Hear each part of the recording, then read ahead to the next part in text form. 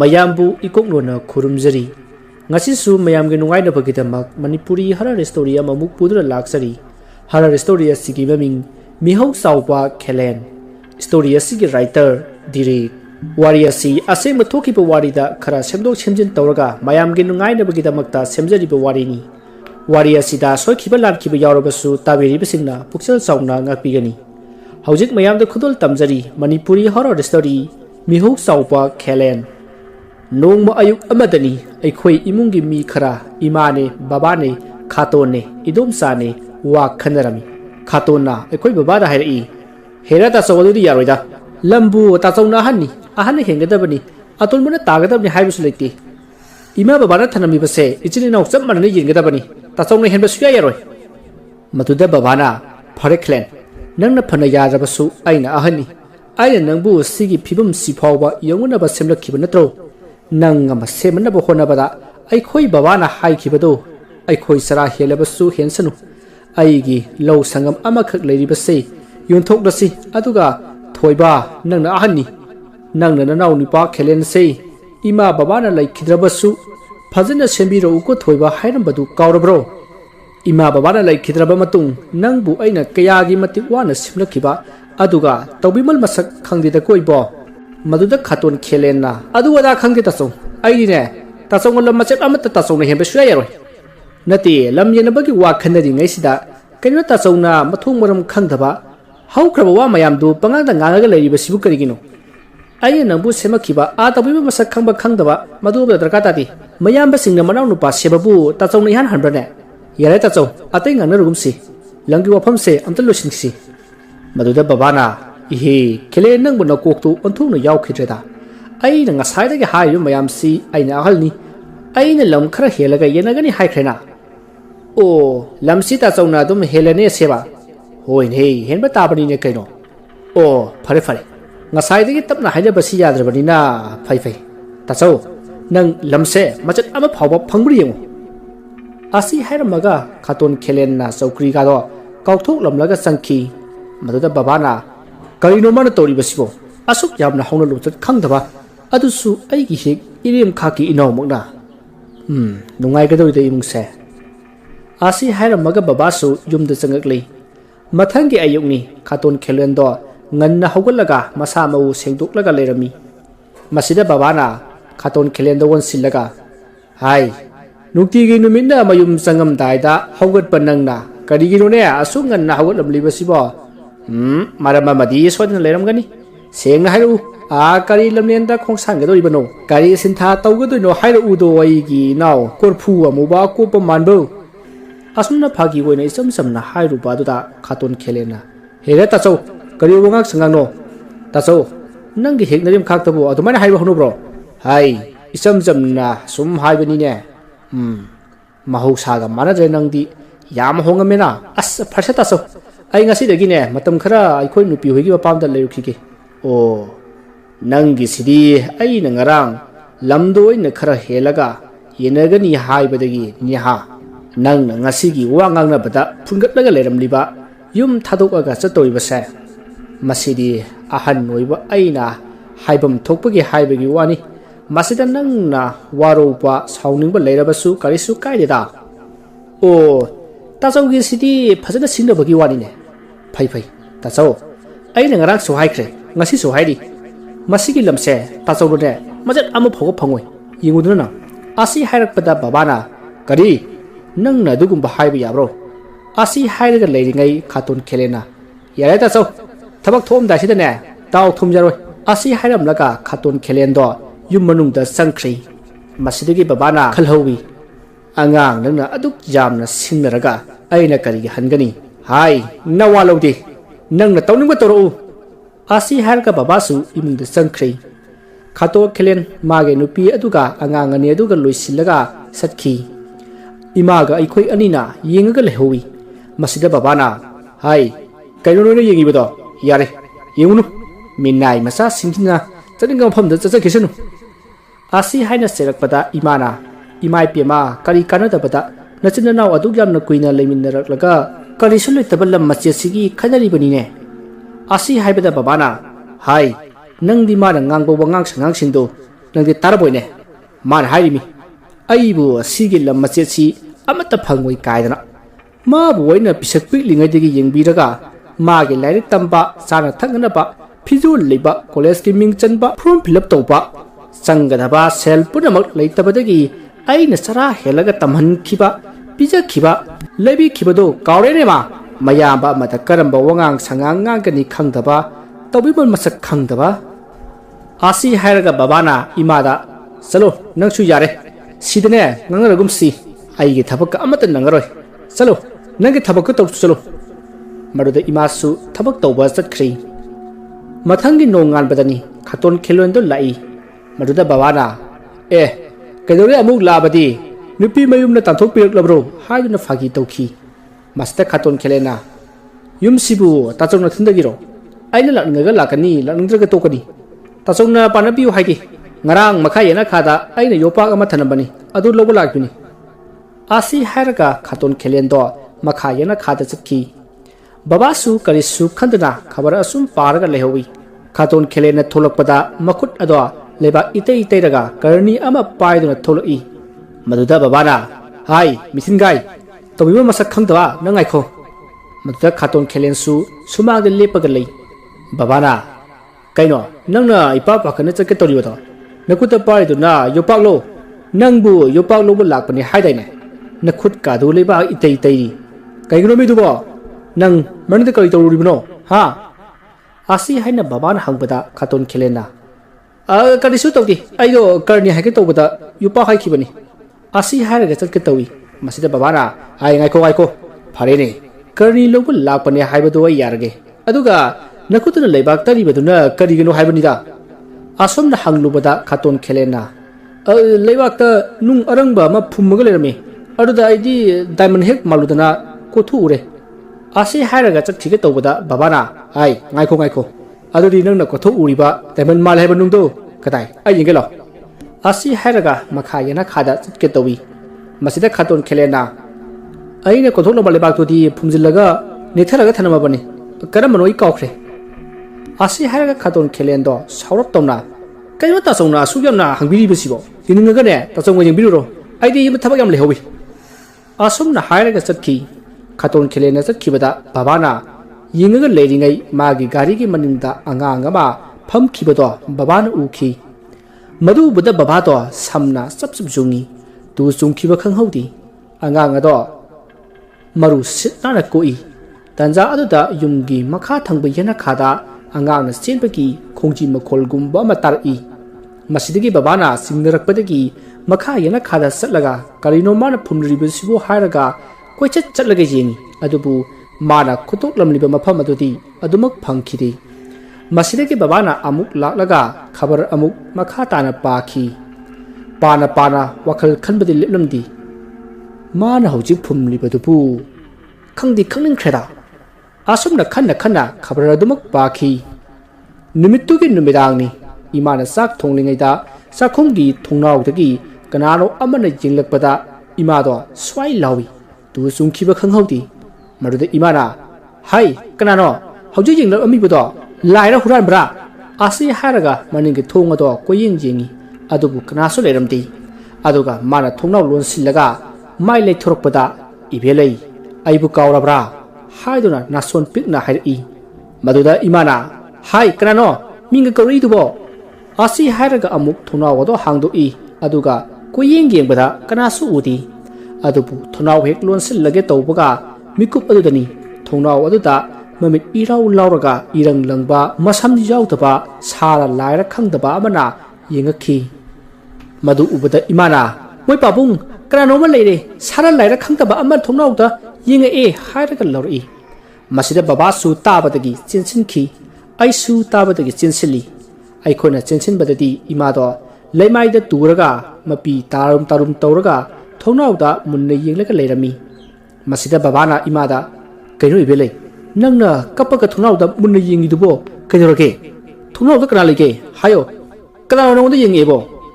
asi haraga babana thungnaw lomda changsillaga kuying yingi adubu babana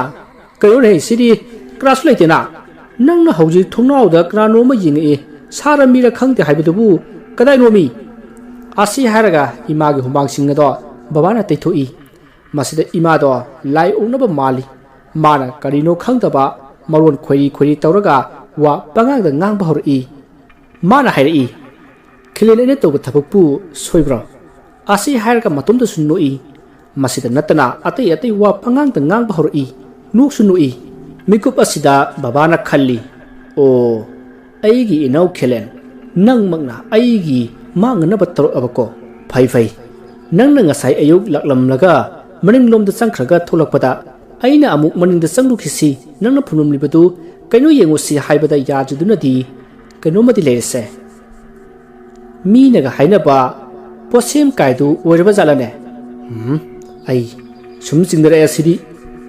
ꯑꯁꯤ ꯍꯥꯏꯔꯒ ꯕꯕꯥꯅ ꯑꯩꯉꯣꯟꯗ ꯄꯣꯏꯔꯩꯉꯥꯟꯕ ꯅꯪꯅ ꯏꯃꯥꯁꯦ ꯉꯥꯏꯍꯥꯛꯇꯪ ꯌꯦꯡꯂꯝꯃꯨ ꯀꯨꯏꯔꯣꯏ ꯕꯕꯥꯅꯦ ꯑꯃꯥꯏꯕ ꯑꯃ ꯁꯠ ꯀꯧꯔꯛꯈꯤꯒꯦ ꯑꯁꯤ ꯍꯥꯏꯔꯒ ꯆꯠꯈꯤꯒꯦ ꯇꯧꯏ ꯃꯁꯤꯗ ꯑꯩꯅ ꯀꯩꯅꯣ ꯕꯕꯥ ꯑꯩꯗꯤ ꯏꯃꯥꯁꯦ ꯁꯤꯟꯅꯕ ꯉꯝꯃꯣꯏ ꯃꯥꯒꯤ ꯃꯑꯣꯡꯁꯤ ꯌꯥꯝꯅ ꯍꯩꯅꯗꯦꯕ ꯑꯩꯁꯨ ꯂꯥꯛꯀꯦ ꯑꯁꯤ ꯍꯥꯏꯕꯗ ꯕꯕꯥꯅ ꯍꯥꯏ ꯌꯥꯔꯣꯏꯅꯦ ꯏꯕꯥꯅꯤ ꯆꯠꯂꯕꯗꯤ ꯃꯃꯥꯁꯤ ꯂꯥꯏꯅ ꯆꯦꯜꯂꯒ ꯄꯨꯈ꯭ꯔꯕꯗꯤ ꯑꯃꯨꯛ ꯂꯩꯔꯝꯃꯔꯣꯏ ꯑꯗꯨꯅ ꯅꯪ ꯂꯩꯔꯝꯃꯨꯀꯣ ꯑꯩ ꯂꯥꯛꯀꯦ ꯀꯨꯏꯔꯣꯏꯗ ꯑꯁꯣꯝꯅ ꯍꯥꯏꯔꯝꯃꯒ ꯕꯕꯥꯁꯨ ꯆꯠꯈꯤ ꯃꯁꯤꯗꯒꯤ ꯕꯕꯥ ꯆꯠꯈ꯭ꯔꯕ ꯃꯇꯨꯡ ꯏꯃꯥꯅ ꯑꯩꯉꯣꯟꯗ ꯃꯨꯟꯅ ꯌꯦꯡꯂꯛꯏ ꯑꯩꯅ ꯀꯩꯅꯣ ꯏꯃꯥ ꯅꯪꯅ ꯑꯗꯨꯛ ꯃꯨꯟꯅ ꯌꯦꯡꯂꯤꯕꯗꯨꯕꯣ ꯑꯩꯅꯦ ꯈꯪꯗ꯭ꯔꯕꯣ ꯑꯁꯣꯝꯅ ꯍꯥꯏꯔꯨꯕꯗ ꯏꯃꯥꯅ ꯍꯩꯠ ꯃꯁꯤꯒꯤ ꯑꯉꯥꯡꯁꯤꯗꯤ ꯑꯩꯁꯦ ꯅꯈꯣꯏ ꯈꯤꯂꯦꯟꯅ ꯊꯥꯔꯛꯂꯤꯕ ꯅꯃꯥꯅꯤꯅꯦ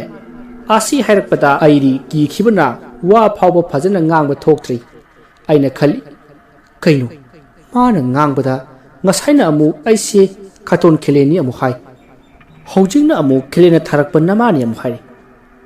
ꯑꯁꯣꯝꯅ ꯈꯟꯗꯨꯅ ꯑꯩ ꯏꯁꯥꯗ ꯆꯤꯡꯅꯕ ꯐꯥꯎꯔꯛꯈꯤ ꯃꯗꯨꯗ ꯉꯁꯥꯏ ꯕꯕꯥꯅ ꯍꯥꯏꯈꯤꯕ ꯏꯃꯥꯗ ꯍꯥꯏꯔꯝꯕ ꯋꯥꯍꯩꯁꯤꯡ ꯑꯗꯣ ꯅꯤꯡꯁꯤꯡꯂꯛꯈꯤ ꯕꯕꯥꯅ ꯍꯧꯖꯤꯛ ꯈꯤꯂꯦꯟꯗꯨ ꯂꯥꯛꯑꯝꯃꯤꯅꯦ ꯃꯅꯤꯡꯗ ꯀꯔꯤꯅꯣꯃ ꯇꯧꯔꯝꯃꯤ ꯑꯩꯅ ꯀꯩꯒꯤ ꯂꯥꯛꯏꯕꯅꯣ ꯍꯪꯕꯗ ꯃꯥꯅ ꯌꯣꯄꯥꯛ ꯂꯧꯕ ꯂꯥꯛꯏꯕꯅꯤ ꯑꯗꯨꯅ ꯍꯥꯏꯔꯝꯃꯤꯅꯦ ꯑꯗꯨꯗ ꯑꯩꯗꯤ ꯀꯔꯤꯁꯤꯝꯕꯨ ꯈꯜꯂꯨꯗꯦ ꯍꯣꯏ ꯍꯣꯏ ꯆꯪꯉꯣ ꯍꯥꯏꯔꯒ ꯐꯝꯍꯧꯕꯅꯤ ꯃꯥꯅ ꯊꯣꯛꯂꯛꯄꯗ ꯃꯈꯨꯠꯇꯨ ꯂꯩꯕꯥꯛ ꯏꯇꯩ ꯇꯩꯔꯒ ꯀꯔꯅꯤ ꯑꯃ ꯄꯥꯏꯔꯒ ꯊꯣꯛꯂꯛꯏ ꯑꯗꯨꯗ ꯑꯩꯅꯗꯤ ꯍꯩ ꯀꯩꯅꯣ ꯅꯪꯅ ꯌꯣꯄꯥꯛ ꯂꯧꯅꯤꯅ ꯆꯪꯈ꯭ꯔꯒ ꯀꯔꯅꯤ ꯑꯃꯗꯨꯒ ꯂꯩꯕꯥꯛ ꯏꯇꯩ ꯇꯩꯗꯨꯅ ꯀꯩꯒꯤꯅꯣ ꯍꯪꯉꯨꯕꯗ ꯃꯥꯅ ꯀꯩꯅꯣ ꯄꯉꯥꯡꯗ ꯉꯥꯡꯉꯛꯏ ꯑꯗꯨꯅ ꯉꯥꯡꯉꯝꯃꯒ ꯆꯠꯈ꯭ꯔꯦ ꯑꯩ ꯁꯤꯗꯤ ꯌꯥꯝꯅ ꯆꯤꯡꯅꯈꯤꯕꯅꯤ ꯃꯗꯨꯗ ꯑꯩꯅ ꯃꯅꯤꯡꯗ ꯆꯠꯂꯒ ꯌꯦꯡꯕꯗꯗꯤ ꯀꯔꯤꯁꯨ ꯂꯩꯕꯥꯛ ꯇꯧꯈꯥꯏꯈꯤꯕꯒꯤ ꯃꯃꯤ ꯑꯃ ꯇꯥꯍꯧꯗꯦꯅꯦ ꯑꯁꯤ ꯍꯥꯏꯔꯛꯄꯗ ꯏꯃꯥꯅ ꯑꯗꯨꯗꯤ ꯃꯥꯅ ꯌꯣꯄꯥꯛ ꯂꯧꯅꯦꯅ ꯆꯪꯈ꯭ꯔꯒ ꯀꯔꯅꯤ ꯄꯥꯏꯔꯒ ꯊꯣꯛꯂꯛꯄ ꯑꯗꯨꯒ ꯂꯩꯕꯥꯛꯁꯨ ꯃꯈꯨꯠꯇ ꯇꯩꯔꯒ ꯊꯣꯛꯂꯛꯄ ꯑꯗꯨꯗꯤ ꯃꯣꯏ ꯄꯥꯕꯨꯡ ꯃꯥꯅ ꯃꯅꯤꯡꯗ ꯆꯪꯉꯒ ꯇꯧꯔꯤꯕꯗꯨꯕꯨ ꯀꯔꯤ ꯑꯣꯏꯔꯕꯖꯥꯠꯅꯣ ꯃꯣꯏꯒꯤ ꯄꯣꯠꯁꯦꯝ ꯀꯥꯏꯗꯨ ꯑꯣꯏꯔꯕꯖꯥꯠꯂꯣ ꯑꯁꯤ ꯍꯥꯏꯔꯛꯄꯗ ꯕꯕꯥꯅ ꯑꯩꯁꯨ ꯃꯗꯨ ꯆꯤꯡꯅꯗꯅ ꯆꯪꯉꯒ ꯌꯦꯡꯉꯨꯕꯅꯤ ꯐꯔꯦ ꯆꯥꯛꯇꯣ ꯁꯠ ꯂꯣꯏꯁꯤꯜꯂꯣ ꯆꯥꯊꯣꯛꯑꯁꯤ ꯑꯩꯁꯨ ꯊꯕꯛ ꯆꯠꯀꯗꯧꯔꯤꯕꯅꯤ ꯑꯁꯣꯝꯅ ꯍꯥꯏꯈꯤꯕꯗꯣ ꯑꯩꯅ ꯅꯤꯡꯁꯤꯡꯂꯛꯏ ꯑꯁꯣꯝꯅ ꯅꯤꯡꯁꯤꯡꯂꯤꯉꯩ ꯕꯕꯥꯁꯨ ꯑꯃꯥꯏꯕ ꯀꯧꯔꯛꯂꯒ ꯂꯥꯛꯂꯤ ꯃꯁꯤꯗꯒꯤ ꯏꯃꯥꯅ ꯑꯃꯥꯏꯕ ꯑꯗꯨ ꯍꯦꯛ ꯎꯕꯒ ꯍꯥꯏ ꯅꯪꯗꯤ ꯑꯁꯤ ꯑꯋꯥꯡ ꯂꯩꯀꯥꯏꯗꯒꯤ ꯑꯃꯥꯏꯕ ꯁꯂꯥꯝ ꯅꯠꯇ꯭ꯔꯣ ꯍꯥꯏꯗꯨꯅ ꯍꯪꯂꯛꯄꯗ ꯑꯃꯥꯏꯕ ꯑꯗꯨꯅ ꯍꯥꯏ ꯅꯪꯒꯤ ꯀꯗꯥꯏꯗꯒꯤꯅꯣ ꯀꯅꯥꯅ ꯊꯥꯔꯛꯂꯤꯕꯅꯣ ꯁꯥꯊꯤꯅꯦꯍꯦ ꯑꯩꯒꯤ ꯃꯤꯡꯒꯁꯤ ꯁꯤꯠ ꯅꯥꯟꯅ ꯈꯪꯉꯝꯃꯤꯗ ꯑꯁꯤ ꯍꯥꯏꯔꯒ ꯑꯃꯥꯏꯕ ꯑꯗꯨꯅ ꯕꯕꯥꯗ ꯍꯥꯏ ꯏꯕꯨꯡꯉꯣ ꯆꯠꯂꯨ ꯌꯥꯡꯀꯣꯛ ꯑꯃꯒ ꯌꯥꯏꯉꯪ ꯈꯔꯒ ꯌꯦꯇꯨꯝ ꯑꯃꯒ ꯏꯁꯤꯡ ꯑꯁꯦꯡꯕ ꯈꯨꯖꯥꯏ ꯑꯃꯒ ꯄꯨꯊꯣꯔꯛꯎ ꯑꯁꯣꯝꯅ ꯍꯥꯏꯔꯛꯄꯗ ꯕꯕꯥꯅ ꯌꯥꯡꯀꯣꯛ ꯌꯦꯇꯨꯝ ꯌꯥꯏꯉꯪ ꯏꯁꯤꯡ ꯈꯨꯖꯥꯏ ꯄꯨꯝꯅꯃꯛ ꯄꯨꯊꯣꯔꯛꯂꯤ ꯃꯗꯨꯗ ꯑꯃꯥꯏꯕ ꯑꯗꯨꯅ ꯀꯗꯥꯏ ꯁꯤꯗ ꯄꯤꯔꯛꯎ ꯍꯥꯏꯔꯒ ꯂꯧꯈꯤ ꯃꯁꯤꯗꯒꯤ ꯃꯥꯅ ꯌꯥꯡꯀꯣꯛꯀꯤ ꯃꯊꯛꯇ ꯌꯥꯏꯉꯪ ꯈꯔ ꯍꯩꯗꯣꯛꯏ ꯑꯗꯨꯒ ꯌꯦꯇꯨꯝ ꯑꯗꯨꯅ ꯌꯥꯏꯉꯪꯒꯤ ꯃꯅꯨꯡ ꯑꯗꯨꯗ ꯍꯥꯞꯆꯤꯟꯈꯤ ꯑꯗꯨꯒ ꯈꯨꯕꯥꯛ ꯑꯍꯨꯝꯂꯛ ꯈꯨꯔꯒ ꯃꯃꯤꯠ ꯎꯏꯁꯤꯜꯂꯒ ꯃꯨꯔꯨꯝ ꯃꯨꯔꯨꯝ ꯁꯣꯜꯂꯤ ꯑꯗꯨꯒ ꯃꯃꯤꯠ ꯎꯏꯁꯤꯟꯅ ꯈꯨꯖꯥꯏꯗꯒꯤ ꯏꯁꯤꯡꯗꯣ ꯃꯈꯨꯠꯅ ꯂꯨꯞꯂꯒ ꯑꯍꯨꯝꯂꯛ ꯈꯤꯛꯇꯣꯛꯂꯒ ꯌꯥꯏꯉꯪ ꯑꯗꯨꯗ ꯆꯥꯏꯁꯤꯟꯈꯤ ꯑꯗꯨꯕꯨ ꯑꯉꯛꯄꯅꯤ ꯃꯥꯅ ꯏꯁꯤꯡꯗꯣ ꯍꯦꯛ ꯆꯥꯏꯁꯤꯟꯕꯒ ꯌꯥꯏꯉꯪꯁꯤꯡ ꯑꯗꯣ ꯃꯁꯥ ꯃꯇꯣꯝꯇ ꯇꯥꯁꯤꯜꯂꯛꯏ ꯑꯗꯨꯒ ꯇꯥꯁꯤꯟꯕ ꯂꯣꯏꯔꯒ ꯃꯥꯅ ꯌꯥꯏꯉꯪ ꯑꯗꯣ ꯄꯥꯏꯈꯠꯂꯒ ꯇꯥꯁꯤꯜꯂꯤꯕ ꯌꯥꯏꯉꯪ ꯃꯇꯨꯝꯗꯣ ꯊꯨꯒꯥꯏꯈꯤ ꯃꯁꯤꯗ ꯑꯃꯨꯛꯀ ꯍꯦꯟꯅ ꯉꯛꯏꯕꯗꯤ ꯉꯁꯥꯏ ꯍꯥꯞꯆꯤꯟꯈꯤꯕ ꯌꯦꯇꯨꯝꯗꯣ ꯃꯇꯦꯛ ꯑꯍꯨꯝ ꯊꯣꯛꯅ ꯇꯦꯛꯇꯨꯅ ꯌꯥꯎꯔꯝꯈꯤ ꯃꯁꯤꯗ ꯑꯩꯈꯣꯏ ꯂꯣꯏꯅꯃꯛ ꯉꯛꯈꯤ ꯑꯃꯥꯏꯕ ꯑꯗꯨꯅ ꯃꯁꯤꯗꯤ ꯂꯨꯗꯨꯔꯨꯗꯨ ꯏꯕꯨꯡꯉꯣ ꯍꯥꯏꯅ ꯕꯕꯥꯗ ꯍꯥꯏꯔꯛꯏ ꯃꯁꯤꯗ ꯕꯕꯥꯅ ꯀꯩꯅꯣ ꯑꯣꯖꯥ ꯌꯥꯝ ꯂꯨꯏ ꯍꯥꯏꯕꯕꯣ ꯑꯗꯨꯒ ꯉꯁꯥꯏ ꯍꯥꯞꯆꯤꯟꯈꯤꯕ ꯌꯦꯇꯨꯝꯗꯨꯅ masa matumta tiaga yaromibasina kamai toribunu oza asi hairubata amaiba aduna hai masigi tini aina lai ase yamaluduri tambada pak chalaroi hairibase maduda babana amu oza adu masi amtang di yengbiyu masi kanana tharakpunu oza masi hairubata amaiba aduna onthuna bab ta khidreda ibungo nangse madu khanganaba ai lai amuktang khairam khige hairedana maduda babana oza ai soikhre khangedadana hangjabani ko overall bigano oza ozana lai khurumgani haibedo adum khairambiru maruda amaiba aduna fare langanu ko na khoi asi hairaga phamthaki aduga murum sonki aduga mamit pangthoraklaga ngasai gi yetum atiekpa ahumado paikhalaga amuk murum sonki aduga yengang khara puru u haibedagi babana yengang khara amuk lawraga piki amaiba aduna yengang ado khujo ahumlak lawduna hanege yengang aduda saisinbada amuk tasil lamba yengang singado masa matomta handok chari aduga anoba hapchaliba yengang sing aduga yansinnakhri masadaga amuk mamit usilaga murum sonki maruda imado khap singai aduga mana hai nangna ingonda adumna sabi chaithing pirabadi nupi ase aina pudu chakani asi hairakpada amaiba aduna kari sul leitaba lai masa nangna su amaiba salam ingonda nupi asige thawai puni haijiba sari asi hairaga noi masidagi mahakna ngasagi yetum tekiba ahumado pulap pairaga yangang aduda langsili asumna langsinbadadi imada sangamba lai aduna hairi ai hairage aibu amaiba project na kobiraga mana sidagi sum chalaga makha lekai tana chalu aduga thoibu ko nupa amagi mayumda aki akhang piduso nangna ngamagadi imung aduda leramba mi ama hekeda sangu aduga thawai lawro haina haibirakpadagi aina laksabani asomna hairakpada amaiba salamna adudi nangbu makhoina mafam masida tharakliba si maram karigino haina hangrubada imada jangliba lai aduna makhoi machin manau ani lamjinaba yanadabadagi khanai hai khelensu yum masidagi oiramle man hairakpani nangna apamba imung aduda tawdusu maruda karisu tawroi asi hairakpadagi ai laksabani asomna hairakpada amaiba salamna fare adu warabadi nangsu hajakro aduga masi amasu tamu amaiba bojenga khelen nangna tawriba thabak punamak amaiba salam aina khangle nangi thawai ado hingna salura natraga tummingaida manglak naraga halura siningdrabadi nangi nayambada khoiramu aina tawruba khudimak ngakpiyu haidana hayenga yumak laktuna khairamgadabani aduga nangna mamba adusu yum masida laklaga nayamba nateima anigi mamangda lokthokadabani haina tamusoko asi hairaga amaiba salamna khubak ahumlak khuraga lewa sonki matamaduda mahakna hairi angaksa lambi thadu thong mapanda leiganu lai thulaklabadi ko asi hairakpada aikhoi khara chathori asomna lai khoiramba lorba matung mamit pangthoraklaga mana hairi hai ibungo ngasai mana hairamba khelen haibudubu nangi nanaw nipadu nattabrane asi haibada babana mani wajamaiba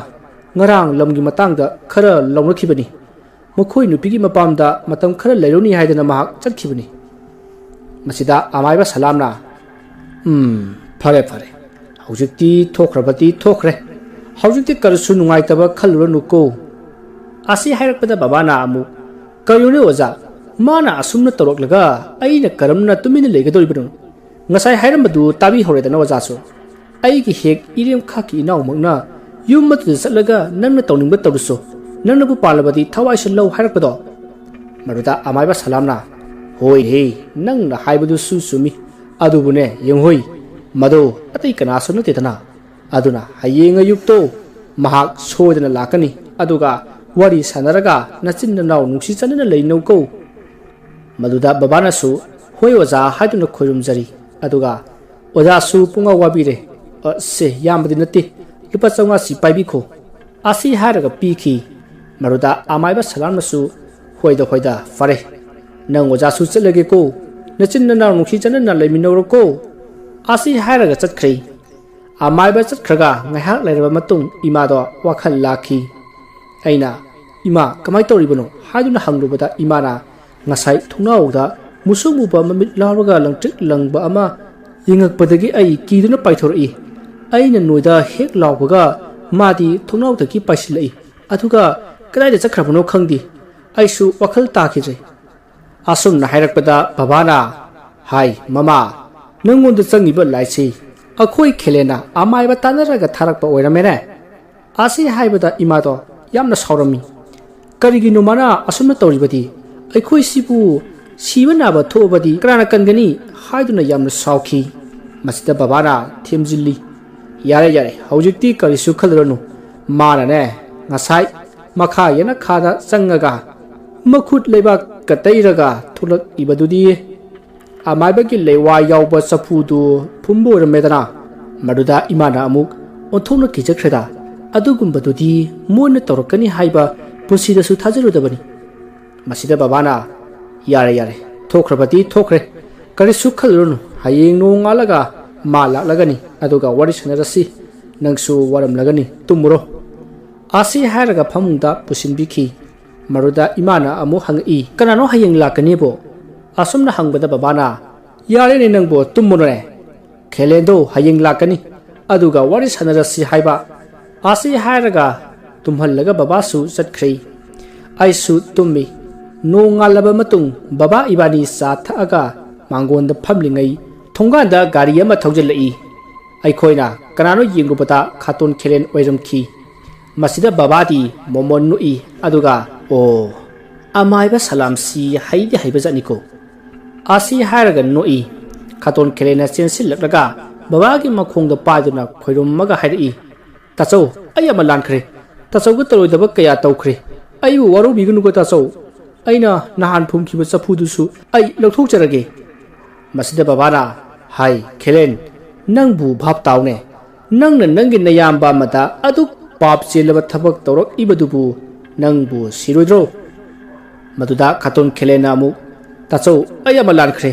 ꯍꯟꯗꯛꯀꯤꯁꯤꯅ ꯑꯔꯣꯏꯕꯅꯤ ꯑꯩ ꯂꯥꯟꯖꯔꯦ ꯇꯥꯆꯧ ꯍꯥꯏꯔꯛꯄꯗ ꯕꯕꯥꯅ ꯌꯥꯔꯦꯅꯦ ꯌꯥꯔꯦꯅꯦ ꯀꯗꯥꯏ ꯍꯧꯖꯤꯛꯇꯤ ꯅꯪꯅ ꯐꯨꯝꯖꯤꯜꯂꯝꯂꯤꯕ ꯆꯐꯨ ꯑꯗꯨ ꯂꯧꯊꯣꯛꯎ ꯂꯥꯛꯑꯣ꯫ ꯑꯁꯤ ꯍꯥꯏꯔꯒ ꯆꯠꯀꯦ ꯇꯧꯔꯤꯉꯩ ꯏꯃꯥꯁꯨ ꯇꯥꯕꯗꯒꯤ ꯃꯄꯥꯟꯗ ꯊꯣꯛꯂꯛꯏ꯫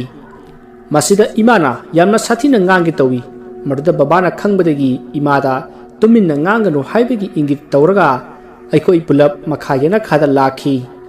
ꯈꯥꯇꯣꯟ ꯈꯦꯂꯦꯟꯅ ꯑꯁꯨꯝ ꯀꯣꯊꯣꯛꯂꯒ ꯄꯣꯠ ꯑꯃ ꯄꯨꯊꯣꯔꯛꯏ꯫ ꯃꯗꯨ ꯎꯕꯗ ꯑꯩꯈꯣꯏ two ꯆꯨꯡꯈꯤ꯫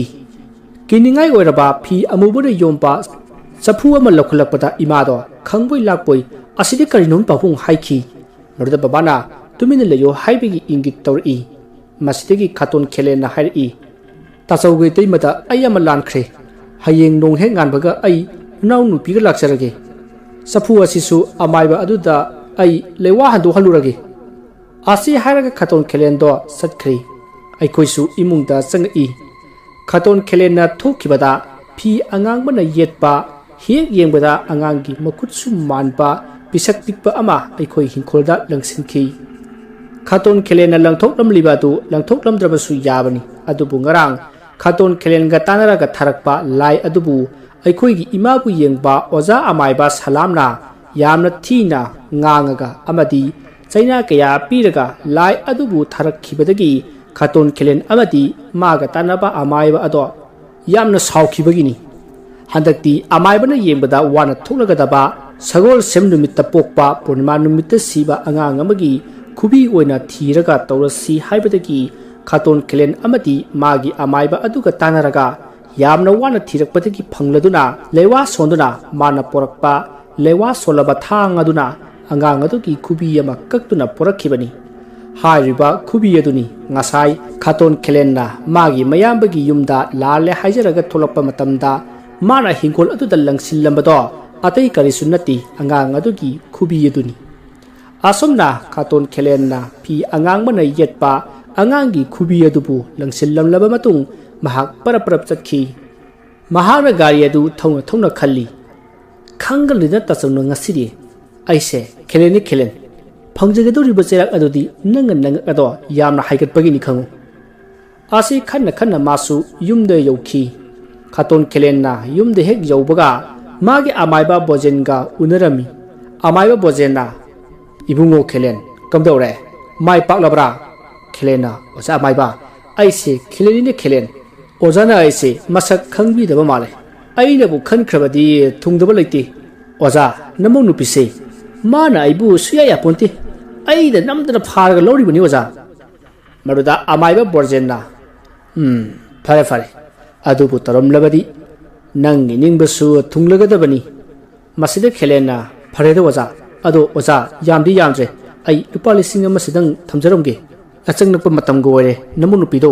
mathanta masa singduga lehobani ai chalage ko oza asi haramaga chatki amaiba borjensu hoi hoi fare nangonda nungaitaba leirabasu nang ozada adumak haira uko haina lehokhi masida Kelena hoi oza chale haramlaga mahak chakri maruda amaiba borjenna khalhowi khangani dana Kelena nangi araiba narana thumpunamak aina loina lawgadoribani adubu nangdi khangdi aina nangi nayumda laimu kaya thaduna kihan khanghallaga nangondagi pacha lawba yaba makhai lawgani aduga nangi nayambasu aina nahana hatoku yarabani adubu magidi amaiba amana leiwas danaba khuji khudop sikhibadagi aina ngamdabani phai adubu ateidi khangdi nang na haiba punamak aina yasinaraga magi mayambadubudi aina hatoknaba tawgani hasu hatkani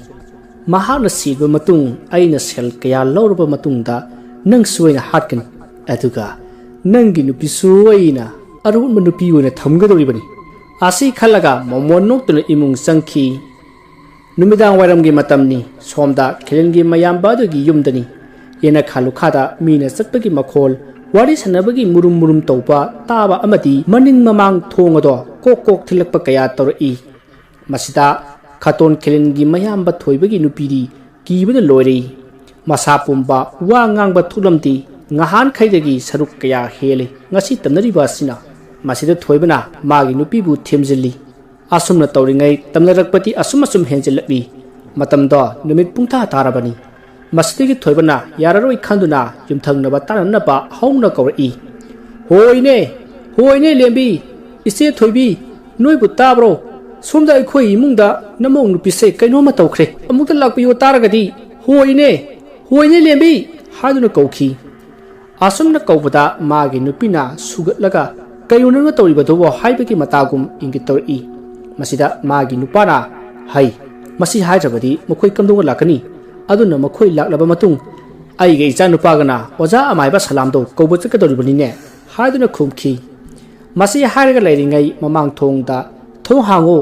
hango haiduna tok thilai thoibasu chenthok thongado hangi maduda mayamna nangi nupi kedore haibano haiduna hanglai masida thoibana hojik lai changbagi muwong ama torambane aina khujulai kham thabadaki khara phawre aikhoi kada le hobani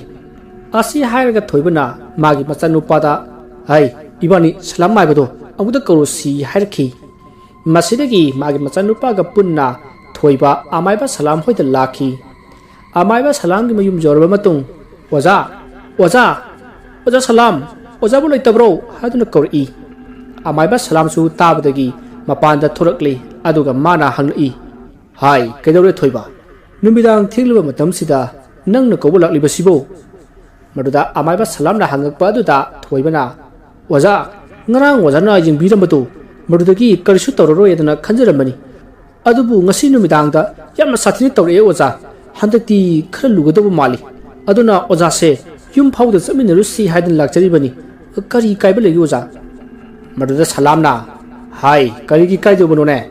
thoiba miyam gi seba tawba haibasidi mafam matam lagodabani angamba pangal puthoktana miyam gi damakta tawgadabani ne thoiba ai imung phawdang changukige laigi oiba pochai khara loktho ugige ko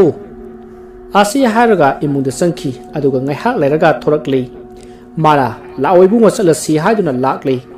asuna lakpada thongal jawbata amaiba salamna uri yum adugi yena khalukhada amadi yumgi yumthak aduta gurong chenduna sanariba laising ado asumna yengaga leiringai thoibana kaidorgi oza changasi lao asi hairaga thongal na changna i thongal hek changlakpada amaiba salamna lewa ama sonduna masada nanthajai ꯃꯁꯤꯗꯒꯤ ꯃꯈꯣꯏꯅ ꯏꯃꯨꯡꯗ ꯆꯪꯂꯛꯄꯗ ꯃꯌꯥꯝꯗꯣ ꯀꯤꯅꯗꯨꯅ ꯂꯩꯔꯝꯕꯗꯨ ꯎꯕꯗ ꯑꯃꯥꯏꯕ ꯁꯂꯥꯝꯅ ꯃꯌꯥꯝ ꯀꯔꯤꯃꯠꯇ ꯃꯤꯄꯥꯏꯕꯤꯕ ꯇꯧꯕꯤꯒꯅꯨ ꯂꯥꯏꯁꯦ ꯑꯩꯅ ꯉꯝꯅꯅꯕ ꯂꯩꯇꯥꯏꯅꯖꯒꯦ ꯊꯣꯏꯕ ꯏꯁꯤꯡ ꯈꯨꯖꯥꯏ ꯑꯁꯦꯡꯕ ꯑꯃ ꯄꯨꯊꯣꯔꯛꯎ ꯌꯥꯡꯀꯣꯛ ꯑꯃꯒ ꯊꯥꯡ ꯁꯣꯔꯤ ꯑꯃꯒ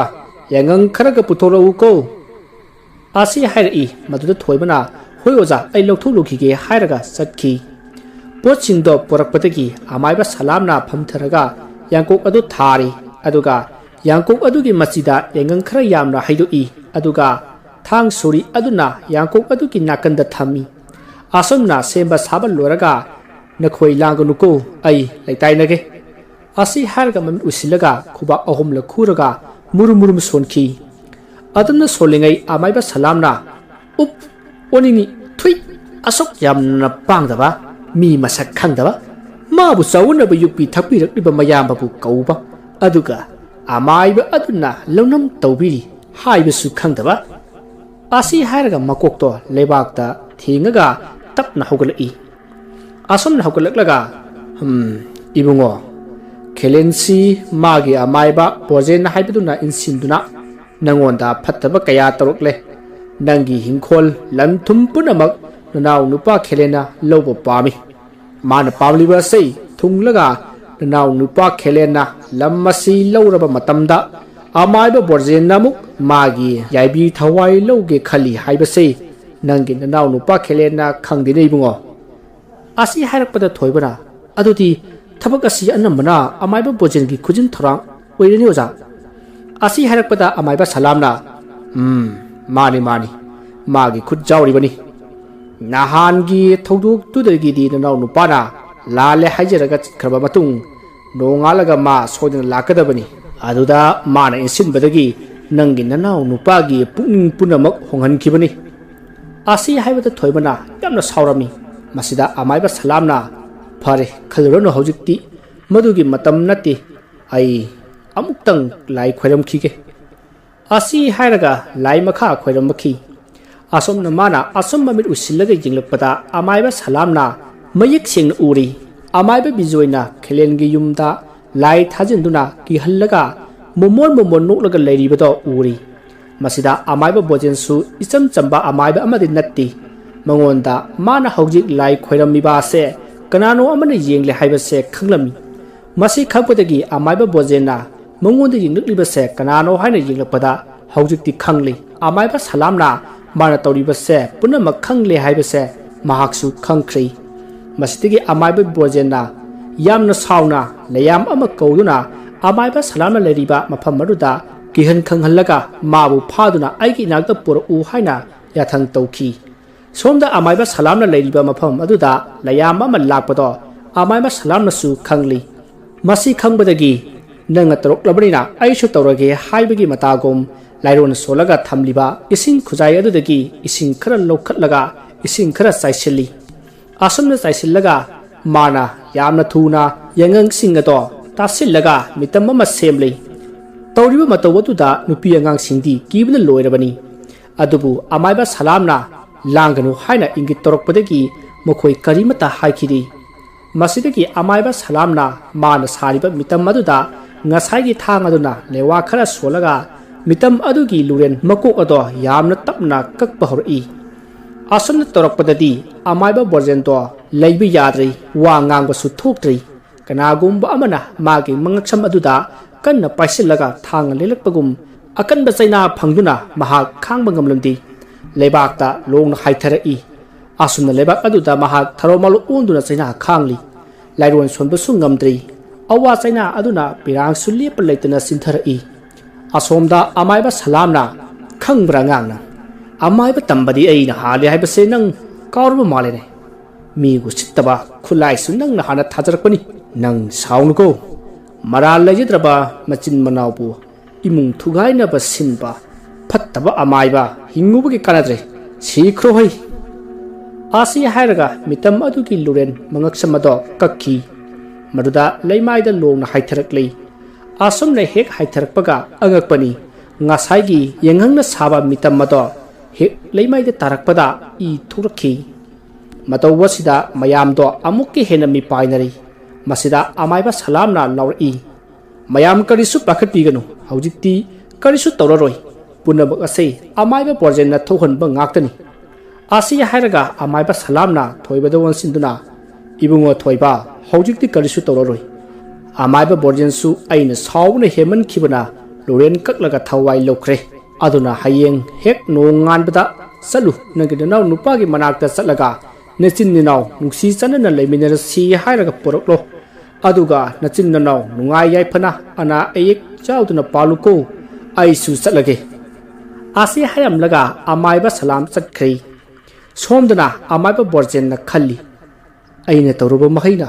ngasidi aina phangjabani aina khelengi nupibu mihorubadagi puram ase thokibani asi hairaga amaiba borjen aroiba sor honki mathangi nongan badani thoibado magi manaw nupa khilengi manakta laktuna manaw nupa bu kauki maruda khilendu tabadagi mapanda kanano haiduna thulakpada magi mayamba thoiba oirambadu da sensil laktuna tasau ayama lankhre tasau dune aranba miyengi luba amati ichin inaw lamnaba silba kayagi matik lalaba aina tawkiba punamak ado ngakpi yuko tasau hairaga makho pairaga khoirami aduna khoirambada thoibana hai angawbo kaigi inaw landoinone lalibadi fatraba migi imungbu thugainaba silliba amaibaduni asi hairaga machin manaw punna macha singa mayumda amuk laktuna hanagi punsida hanjinduna nungaina pankhi wari asi matang asida loisinjari wari asida soikiba lankiba wahai wata khibik tabiriba singna puksal chauna ngakpigani mayambu aroibada amukka hanna khurumjari mathangi wari si amuk mayam punna taminasi mayambu ikuknona khurumjari ngasi su mayamge nungaina bagidamak manipuri horror story Bloody Mary haina mingthon pa wari ama puduna laksari wari asi writer sanamacha wari asi hingliba amati sikraba kanagumbi amataga marina jati aibana wakhana sagacharaga tabiriba singi ngak pothana bagidamakta semjabu wari hojik mayamdu khudol tamjari manipuri horror story Bloody Mary thoiba imphal da ka bara amada leiba misakni mahaki kaduda malem kaupa mamanaba amasu lei makoi ani athapa khungang amadagini malemdi butki wari iraga YouTube thagalaga paisa khar khar tali thoibasu college loiri mahaksu imphal da leiraga thabak khara khara suba jatli mahaga nongma thabak halakpada makoi ga college taminnabi sanu thengnari sanu su dukan da pot leiba tholakpani sanuna thoiba kadai ka chalubano haina hangi thoibana thabak suba chalubane haina khumi maruda sanuna amuk nangbu makha tamthagiriro hairubada thoibana ai khoidi lairabani na saida sun loisilage noidawna paisa paidiye asomna hairakpada sanu to thoibada yenglaga momon nokli maduda thoibana nangdi makha tamkhidoi natro haibada sanuna tamkhidoi ne hairam maduda thoibana o faina dodi tamu adodi ai su chalukhige ko asi hairam laga chatkhri somdana magi mamanaba malemna thoibu lakpa ngairami malemna thoibudu su laktriba jala hairaga leiringai thoibudu laklei o lakti leirana aina somda inja ahobum tang sa se aidana nang ngairami thoiba ai dukanda thokhige yen kiji amtang lerukhige nang maroi mapang semumko asi hairam laga malem do thokhri thoibusu malem ngaiba oina maroi mapang semna wakhal khali chanu si phadi phajabajani haige khalabasu haibai tangamdi migi amu oikhidano ko asi haina khallaga leiringaida malemna thoibugi makokta nalai maduda thoibato khangpre khangi thoibuna khangbadu ubada malemdi kalna nokli malemna itaw nangsi yamna khangali aina lakpagi makholbu tadabra khangdimi kanage wakhal khlamni noba maduda thoibana sida lausi mi taba yaba wana timi asi hairami maduda malemna kari wano haibada thoibana sanuse aidi yamna pami adu nangamta haibigera asi hairubada malemna nokthora I thoibana kaigunu malem ani nupi haibiu haraga nang nuidi maduda malemna asomna hairi thoiba thik nembana thala ba haibaduni nang tawdusi sanu hoika akhoigati asuki mati khenakhre moidi paisa paiba ina kaira khunba masa masuni aikhoiga moigati thak yamna khenakhre ꯑꯩꯈꯣꯏꯅ ꯊꯕꯛ ꯁꯨꯔꯒ ꯇꯥꯜꯂꯤꯕ ꯄꯩꯁꯥꯁꯦ ꯃꯈꯣꯏꯗꯗꯤ ꯅꯣꯡꯃꯒꯤ ꯈ꯭ꯔꯣꯁ ꯐꯥꯎꯕ ꯀꯣꯟꯅꯕ ꯅꯠꯇꯦꯗ ꯑꯩꯈꯣꯏꯒ college ꯄꯨꯟꯅ ꯇꯝꯃꯤꯟꯅꯩ ꯍꯥꯏꯖꯕꯒꯤ ꯋꯥ ꯈꯛꯇꯅꯤ ꯏꯇꯥꯎ ꯅꯪꯅ ꯄꯥꯝꯃꯦ ꯍꯥꯏꯔꯕꯅꯤꯅ ꯑꯩ ꯍꯥꯏꯔꯒꯗꯤ ꯌꯦꯡꯒꯦ ꯑꯗꯣ ꯌꯥꯔꯛꯇ꯭ꯔꯗꯤ ꯑꯩ ꯈꯪꯗꯦꯀꯣ ꯑꯁꯤ ꯍꯥꯏꯔꯛꯄꯗ ꯊꯣꯏꯕꯅ ꯍꯣꯏꯅꯦ ꯐꯔꯦꯅꯦ ꯍꯥꯏꯔꯒ ꯑꯃꯨꯛꯇꯪꯗꯤ ꯌꯦꯡꯁꯤ ꯍꯥꯏꯕꯗꯒꯤ ꯃꯥꯂꯦꯝꯅ ꯍꯣꯏ ꯍꯥꯏꯔꯤ ꯃꯥꯂꯦꯝꯅ ꯆꯦ ꯑꯃꯒ ꯄꯦꯟꯁꯤꯜ ꯑꯃꯒ ꯇꯣꯉꯥꯟꯅ ꯊꯝꯕꯗꯨ ꯎꯕꯗ ꯊꯣꯏꯕꯅ ꯃꯥꯂꯦꯝ ꯑꯁꯤꯅ ꯀꯩꯗꯧꯗꯣꯔꯤꯕ ꯍꯥ ꯅꯠꯇꯦ ꯃꯣꯏꯒꯤ ꯆꯥꯔꯂꯤ ꯍꯥꯏꯕꯗꯨ ꯇꯧꯗꯣꯔꯤꯕ꯭ꯔꯣ ꯎꯁꯨ ꯎꯔꯣꯏꯗꯕꯗ ꯃꯥꯂꯦꯝ ꯏꯕꯣ ꯑꯁꯤ ꯍꯥꯏꯕꯗ ꯃꯥꯂꯦꯝꯅ ꯍꯣꯔꯦꯜꯁꯦ ꯚꯤꯗꯤꯑꯣ ꯑꯃꯇꯪ ꯁꯦꯝꯒꯦꯅ ꯇꯧꯕꯅꯤ ꯊꯣꯏꯕ ꯅꯪ ꯑꯣꯏꯔꯣꯏꯒꯗꯤ ꯍꯥꯏꯅꯨꯍꯦ ꯑꯩ ꯃꯁꯥꯅ ꯑꯃ ꯍꯥꯏꯒꯦ ꯅꯪ ꯇꯧꯒꯦꯔꯣ ꯑꯁꯤ ꯍꯥꯏꯕꯗ ꯊꯣꯏꯕꯅ ꯀꯔꯤ ꯃꯁꯥꯅꯣꯅꯦ ꯍꯥꯏꯅ ꯍꯪꯉꯤ ꯃꯗꯨꯗ ꯃꯥꯂꯦꯝꯅ ꯍꯣꯔꯦꯟ ꯆꯥꯛ ꯏꯁꯤꯡ ꯆꯥꯕ ꯂꯣꯏꯔꯒ ꯑꯣꯏꯅ ꯍꯥꯏꯔꯒꯦ ꯍꯧꯖꯤꯛ ꯍꯥꯏꯔꯗꯤ ꯅꯪ ꯆꯥꯛ ꯆꯥꯕ ꯌꯥꯔꯔꯣꯏꯕ ꯊꯣꯏꯕꯅ ꯑꯁ ꯍꯦꯛꯇ ꯍꯥꯏꯔꯣ ꯀꯩꯗꯧꯔꯒꯦ ꯀꯌꯥꯝ ꯁꯥꯊꯤꯕ ꯃꯁꯥꯅꯅꯣꯕ ꯑꯁꯨꯝꯅ ꯇꯛꯁꯤꯜꯂꯛꯄ ꯑꯗꯨꯗ ꯃꯥꯂꯦꯝꯅ ꯍꯥꯏꯔꯒꯦ ꯑꯗꯨꯗꯤ ꯕ꯭ꯂꯣꯗꯤ ꯃꯦꯔꯤ ꯍꯥꯏꯕ ꯃꯁꯥꯅ ꯑꯁꯤꯅꯤ ꯊꯣꯏꯕꯅ ꯑꯗꯨꯗꯤ ꯅꯨꯄꯤ ꯃꯃꯤꯡꯗꯨ ꯃꯥꯜꯂꯤꯅꯦ ꯍꯥꯏꯔꯨꯕꯗ ꯃꯥꯂꯦꯝꯅ ꯃꯥꯅꯦ ꯅꯨꯄꯤ ꯃꯃꯤꯡꯅꯤ ꯍꯟꯗꯛ ꯁꯤꯈꯤꯕ ꯀ꯭ꯋꯤꯟ ꯏꯂꯤꯖꯥꯕꯦꯊꯀꯤ ꯃꯆꯦꯅꯤ ꯑꯁꯤ ꯍꯥꯏꯕꯗ ꯊꯣꯏꯕꯗꯣ ꯉꯛꯂꯝꯃꯤ ꯊꯣꯏꯕꯅ ꯃꯥꯒꯤ ꯃꯆꯦꯅꯤꯗꯤ ꯀꯃꯥꯏꯅ ꯑꯣꯏꯔꯤꯕ ꯍꯥꯏꯔꯨꯕꯗ ꯃꯥꯂꯦꯝꯅ ꯁꯤꯒꯤ ꯋꯥꯔꯤꯁꯤ ꯌꯥꯝ ꯁꯥꯡꯈ꯭ꯔꯦ ꯅꯪꯅ ꯈꯪꯅꯤꯡꯂꯒꯅ ꯒꯨꯒꯜꯗ ꯑꯣꯏꯅ ꯌꯦꯡꯂꯣ ꯑꯁꯤ ꯍꯥꯏꯔꯝꯃꯤ ꯊꯣꯏꯕꯅ ꯁꯥꯟꯅꯕꯒꯤ ꯃꯑꯣꯡ ꯃꯇꯧꯗꯨ ꯍꯥꯏꯔꯣꯗꯅ ꯑꯗꯨꯗꯤ ꯑꯁꯤ ꯍꯥꯏꯔꯨꯕꯗ ꯃꯥꯂꯦꯝꯅ ꯑꯁꯨꯝꯅ ꯍꯥꯏꯔꯛꯏ ꯑꯍꯤꯡꯒꯤ ꯄꯨꯡ 12 ꯇꯥꯕ ꯑꯗꯨꯋꯥꯏꯗꯅꯦ ꯕꯥꯠꯔꯨꯝꯗ ꯅꯊꯟꯇ ꯆꯪꯂꯒ ꯀꯦꯟꯗꯜ ꯑꯃ ꯃꯩ ꯆꯨꯈꯠꯂꯒ ꯃꯤꯡꯁꯦꯜ ꯃꯃꯥꯡꯗ ꯊꯝꯃꯨ ꯑꯗꯨꯒ ꯃꯤꯠ ꯎꯏꯁꯤꯜꯂꯒꯅꯦ ꯕ꯭ꯂꯣꯗꯤ ꯃꯦꯔꯤ ꯍꯥꯏꯕ ꯋꯥꯍꯩꯁꯦ 3ꯂꯛ ꯍꯥꯏꯒꯗꯕꯅꯤ ꯑꯗꯨꯒ ꯃꯤꯠ ꯇꯞꯅ ꯄꯥꯡꯊꯣꯛꯀꯗꯕꯅꯤ ꯃꯇꯝꯗꯨꯗ ꯃꯤꯡꯁꯦꯜ ꯃꯃꯥꯡꯗꯅꯦ ꯐꯤꯕꯝ ꯀꯥꯏꯔꯕ ꯃꯃꯥꯏ ꯃꯃꯤꯠ ꯆꯦꯈꯥꯏꯕ ꯏ ꯅꯥꯏꯅ ꯄꯨꯡꯇꯩ ꯇꯩꯔꯕ ꯎꯕꯗ ꯑꯀꯤꯕ ꯐꯪꯂꯕ ꯅꯨꯄꯤ ꯑꯃ ꯂꯦꯞꯄꯒ ꯂꯩꯔꯝꯒꯅꯤ ꯃꯈꯨꯠꯇꯁꯨꯅꯦ ꯏꯅ ꯂꯨꯞꯂꯕ ꯑꯉꯥꯡ ꯑꯃ ꯄꯝꯂꯒ ꯂꯩꯔꯝꯒꯅꯤ ꯑꯗꯨꯕꯨ ꯀꯤꯕꯗꯤ ꯌꯥꯗꯦꯀꯣ ꯀꯔꯤꯒꯨꯝꯕ ꯀꯤꯔꯨꯕꯗ ꯅꯪ ꯑꯗꯨꯝ ꯂꯣꯏꯔꯦ ꯑꯗꯨꯒ ꯃꯁꯦ ꯃꯥꯏ ꯄꯥꯛꯅ ꯆꯥꯡ ꯇꯧꯕ ꯉꯝꯕ ꯇꯥꯔꯒꯗꯤꯅꯦ ꯑꯄꯥꯝꯕ ꯈꯨꯗꯤꯡꯃꯛ ꯂꯣꯏꯅ ꯊꯨꯡꯉꯤ ꯍꯥꯏ ꯑꯗꯨꯒ ꯃꯁꯥꯅ ꯑꯁꯤ ꯇꯧꯕ ꯃꯤꯗꯨꯒꯤ ꯊꯋꯥꯏꯁꯨ ꯄꯨꯔꯒ ꯆꯠꯂꯦꯁꯨ ꯍꯥꯏꯅꯩ ꯊꯋꯥꯏ ꯑꯃꯅ ꯃꯍꯨꯠ ꯁꯤꯜꯂꯕꯁꯨ ꯌꯥꯏꯌꯦꯁꯨ ꯍꯥꯏꯅꯩ ꯑꯩꯁꯨ ꯌꯥꯝ ꯍꯦꯟꯅꯗꯤ ꯈꯪꯕ ꯅꯠꯇꯦꯗ ꯑꯁꯨꯝꯅ ꯃꯥꯂꯦꯝꯅ ꯍꯥꯏꯔꯛꯄꯗ ꯊꯣꯏꯕ ꯈꯔꯗꯤ ꯀꯤꯕ ꯐꯥꯎꯏ ꯊꯣꯏꯕꯅ ꯌꯥꯝ ꯁꯥꯊꯤꯕ ꯖꯥꯠꯅꯤꯅꯦ ꯃꯗꯨꯗ ꯃꯥꯂꯦꯝꯅ ꯃꯁꯤꯗꯒꯤ ꯍꯦꯟꯅ ꯁꯥꯊꯤꯕ ꯃꯁꯥꯅ ꯌꯥꯝ ꯂꯩ ꯑꯗꯨꯗ ꯊꯣꯏꯕꯅ ꯇꯣꯛꯑꯁꯤ ꯆꯥꯛ ꯏꯁꯤꯡ ꯆꯥꯅꯕ ꯇꯧꯔꯁꯤ ꯑꯁꯤ ꯍꯥꯏꯅꯔꯒ ꯆꯥꯛ ꯆꯥꯗꯔꯤ ꯆꯥꯛ ꯆꯥꯕ ꯂꯣꯏꯔꯕ ꯃꯇꯨꯡꯗ ꯃꯥꯂꯦꯝꯅ ꯑꯩꯕꯨ ꯇꯧꯈꯤꯁꯤꯔꯅꯦ ꯆꯦꯒ ꯄꯦꯟꯁꯤꯜꯒꯁꯨ ꯂꯧꯁꯤꯜꯂꯨꯔꯦ ꯊꯣꯏꯕꯅ ꯍꯌꯦꯡ ꯑꯣꯏꯅ ꯇꯧꯔꯣ ꯇꯨꯝꯃꯁꯤ ꯂꯥꯛꯑꯣ ꯑꯁꯤ ꯍꯥꯏꯕꯗꯒꯤ ꯃꯥꯂꯦꯝꯅ ꯍꯣꯏꯗ ꯍꯌꯦꯡ ꯑꯣꯏꯅ ꯇꯧꯔꯒꯦ ꯍꯥꯏꯔꯒ ꯃꯥꯁꯨ ꯐꯃꯨꯡꯗ ꯍꯤꯞꯊꯈ꯭ꯔꯦ ꯊꯣꯏꯕꯅ ꯃꯥꯂꯦꯝ ꯍꯌꯦꯡ ꯆꯅꯨ ꯍꯥꯏꯕ ꯀꯥꯎꯅꯤꯀꯣ ꯍꯥꯏꯅ ꯃꯕꯥꯅꯤ ꯋꯥꯔꯤ ꯈꯔ ꯁꯥꯟꯅꯔꯒ ꯄꯣꯊꯥꯅꯈ꯭ꯔꯦ ꯃꯊꯪꯒꯤ ꯅꯨꯃꯤꯠꯅꯤ ꯊꯣꯏꯕ ꯃꯥꯂꯦꯝ ꯃꯕꯥꯅꯤ ꯊꯕꯛ ꯆꯠꯇꯨꯒꯤ ꯊꯣꯔꯛꯂꯝꯃꯤ ꯃꯕꯥꯅꯤꯅ ꯑꯁꯨꯝ ꯂꯥꯛꯄꯗ ꯆꯅꯨ ꯍꯣꯏꯒꯤ ꯊꯣꯡꯒꯥꯜꯗ ꯒꯥꯔꯤ ꯈꯔ ꯂꯩꯕꯗꯨꯗ ꯊꯣꯏꯕꯅ ꯃꯥꯂꯦꯝ ꯆꯅꯨꯗꯨꯕꯨ ꯆꯤꯟꯈ꯭ꯔꯖꯥꯠꯂꯣ ꯀꯩꯅꯣ ꯃꯣꯏꯒꯤ ꯒꯦꯠ ꯃꯅꯥꯛꯇ ꯒꯥꯔꯤ ꯂꯩꯔꯤꯁꯤꯅ ꯃꯥꯂꯦꯝꯅ ꯆꯦꯜꯂꯝꯃꯣꯍꯦ ꯅꯪ ꯁꯨꯕ ꯑꯩ ꯌꯦꯡꯒꯦ ꯍꯥꯏꯔꯒ ꯒꯦꯠ ꯂꯣꯝꯗ ꯌꯦꯡꯁꯤꯜꯂꯤ ꯆꯅꯨꯁꯨ ꯊꯣꯛꯂꯛꯄꯒ ꯃꯄꯥ ꯆꯥꯅꯔꯤ ꯆꯅꯨ ꯊꯣꯛꯂꯛꯄꯒꯤ ꯃꯈꯣꯜ ꯇꯥꯕꯗ ꯊꯣꯏꯕꯅ ꯃꯥꯂꯦꯝꯗ ꯍꯥꯏꯐꯦꯠ ꯌꯦꯡꯂꯝꯂꯒ ꯏꯪꯒꯤꯠ ꯇꯧꯔꯝꯂꯒ ꯆꯠꯈ꯭ꯔꯦ ꯇꯥꯟꯖꯥ ꯑꯗꯨꯗ ꯆꯅꯨꯅ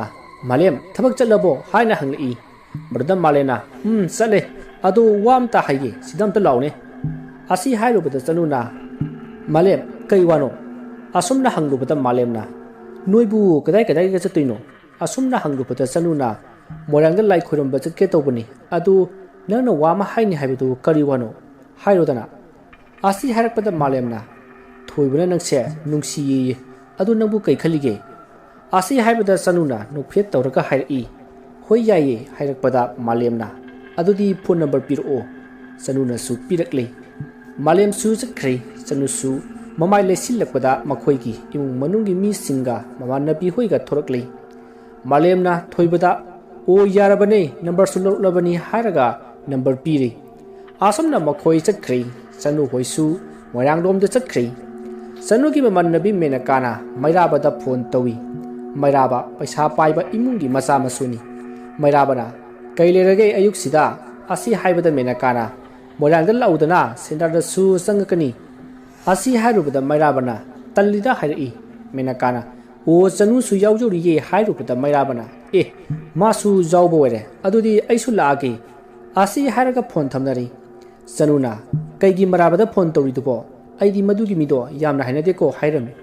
somda mairaba wakhal khalli Sanu si aina nahaldagi lumlaklibani ngasi thi tanja sare Asi khalladuna magi mamanaba singda phone tawkhri Asomna matamadu haukhibana makoi sendrada pulap thengnari mahausa gi phajaba saktamga khusim gi phajaba saktamga yamna phajaba haibada oiri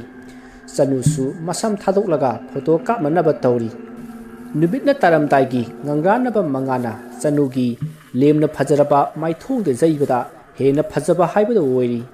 mairaba pungau ngaukhri mairaba ga lakminaba vikasna hairi itaw sanu sidi laigi masa male pukhasira asi hairubada mairabana aina hena puringlabani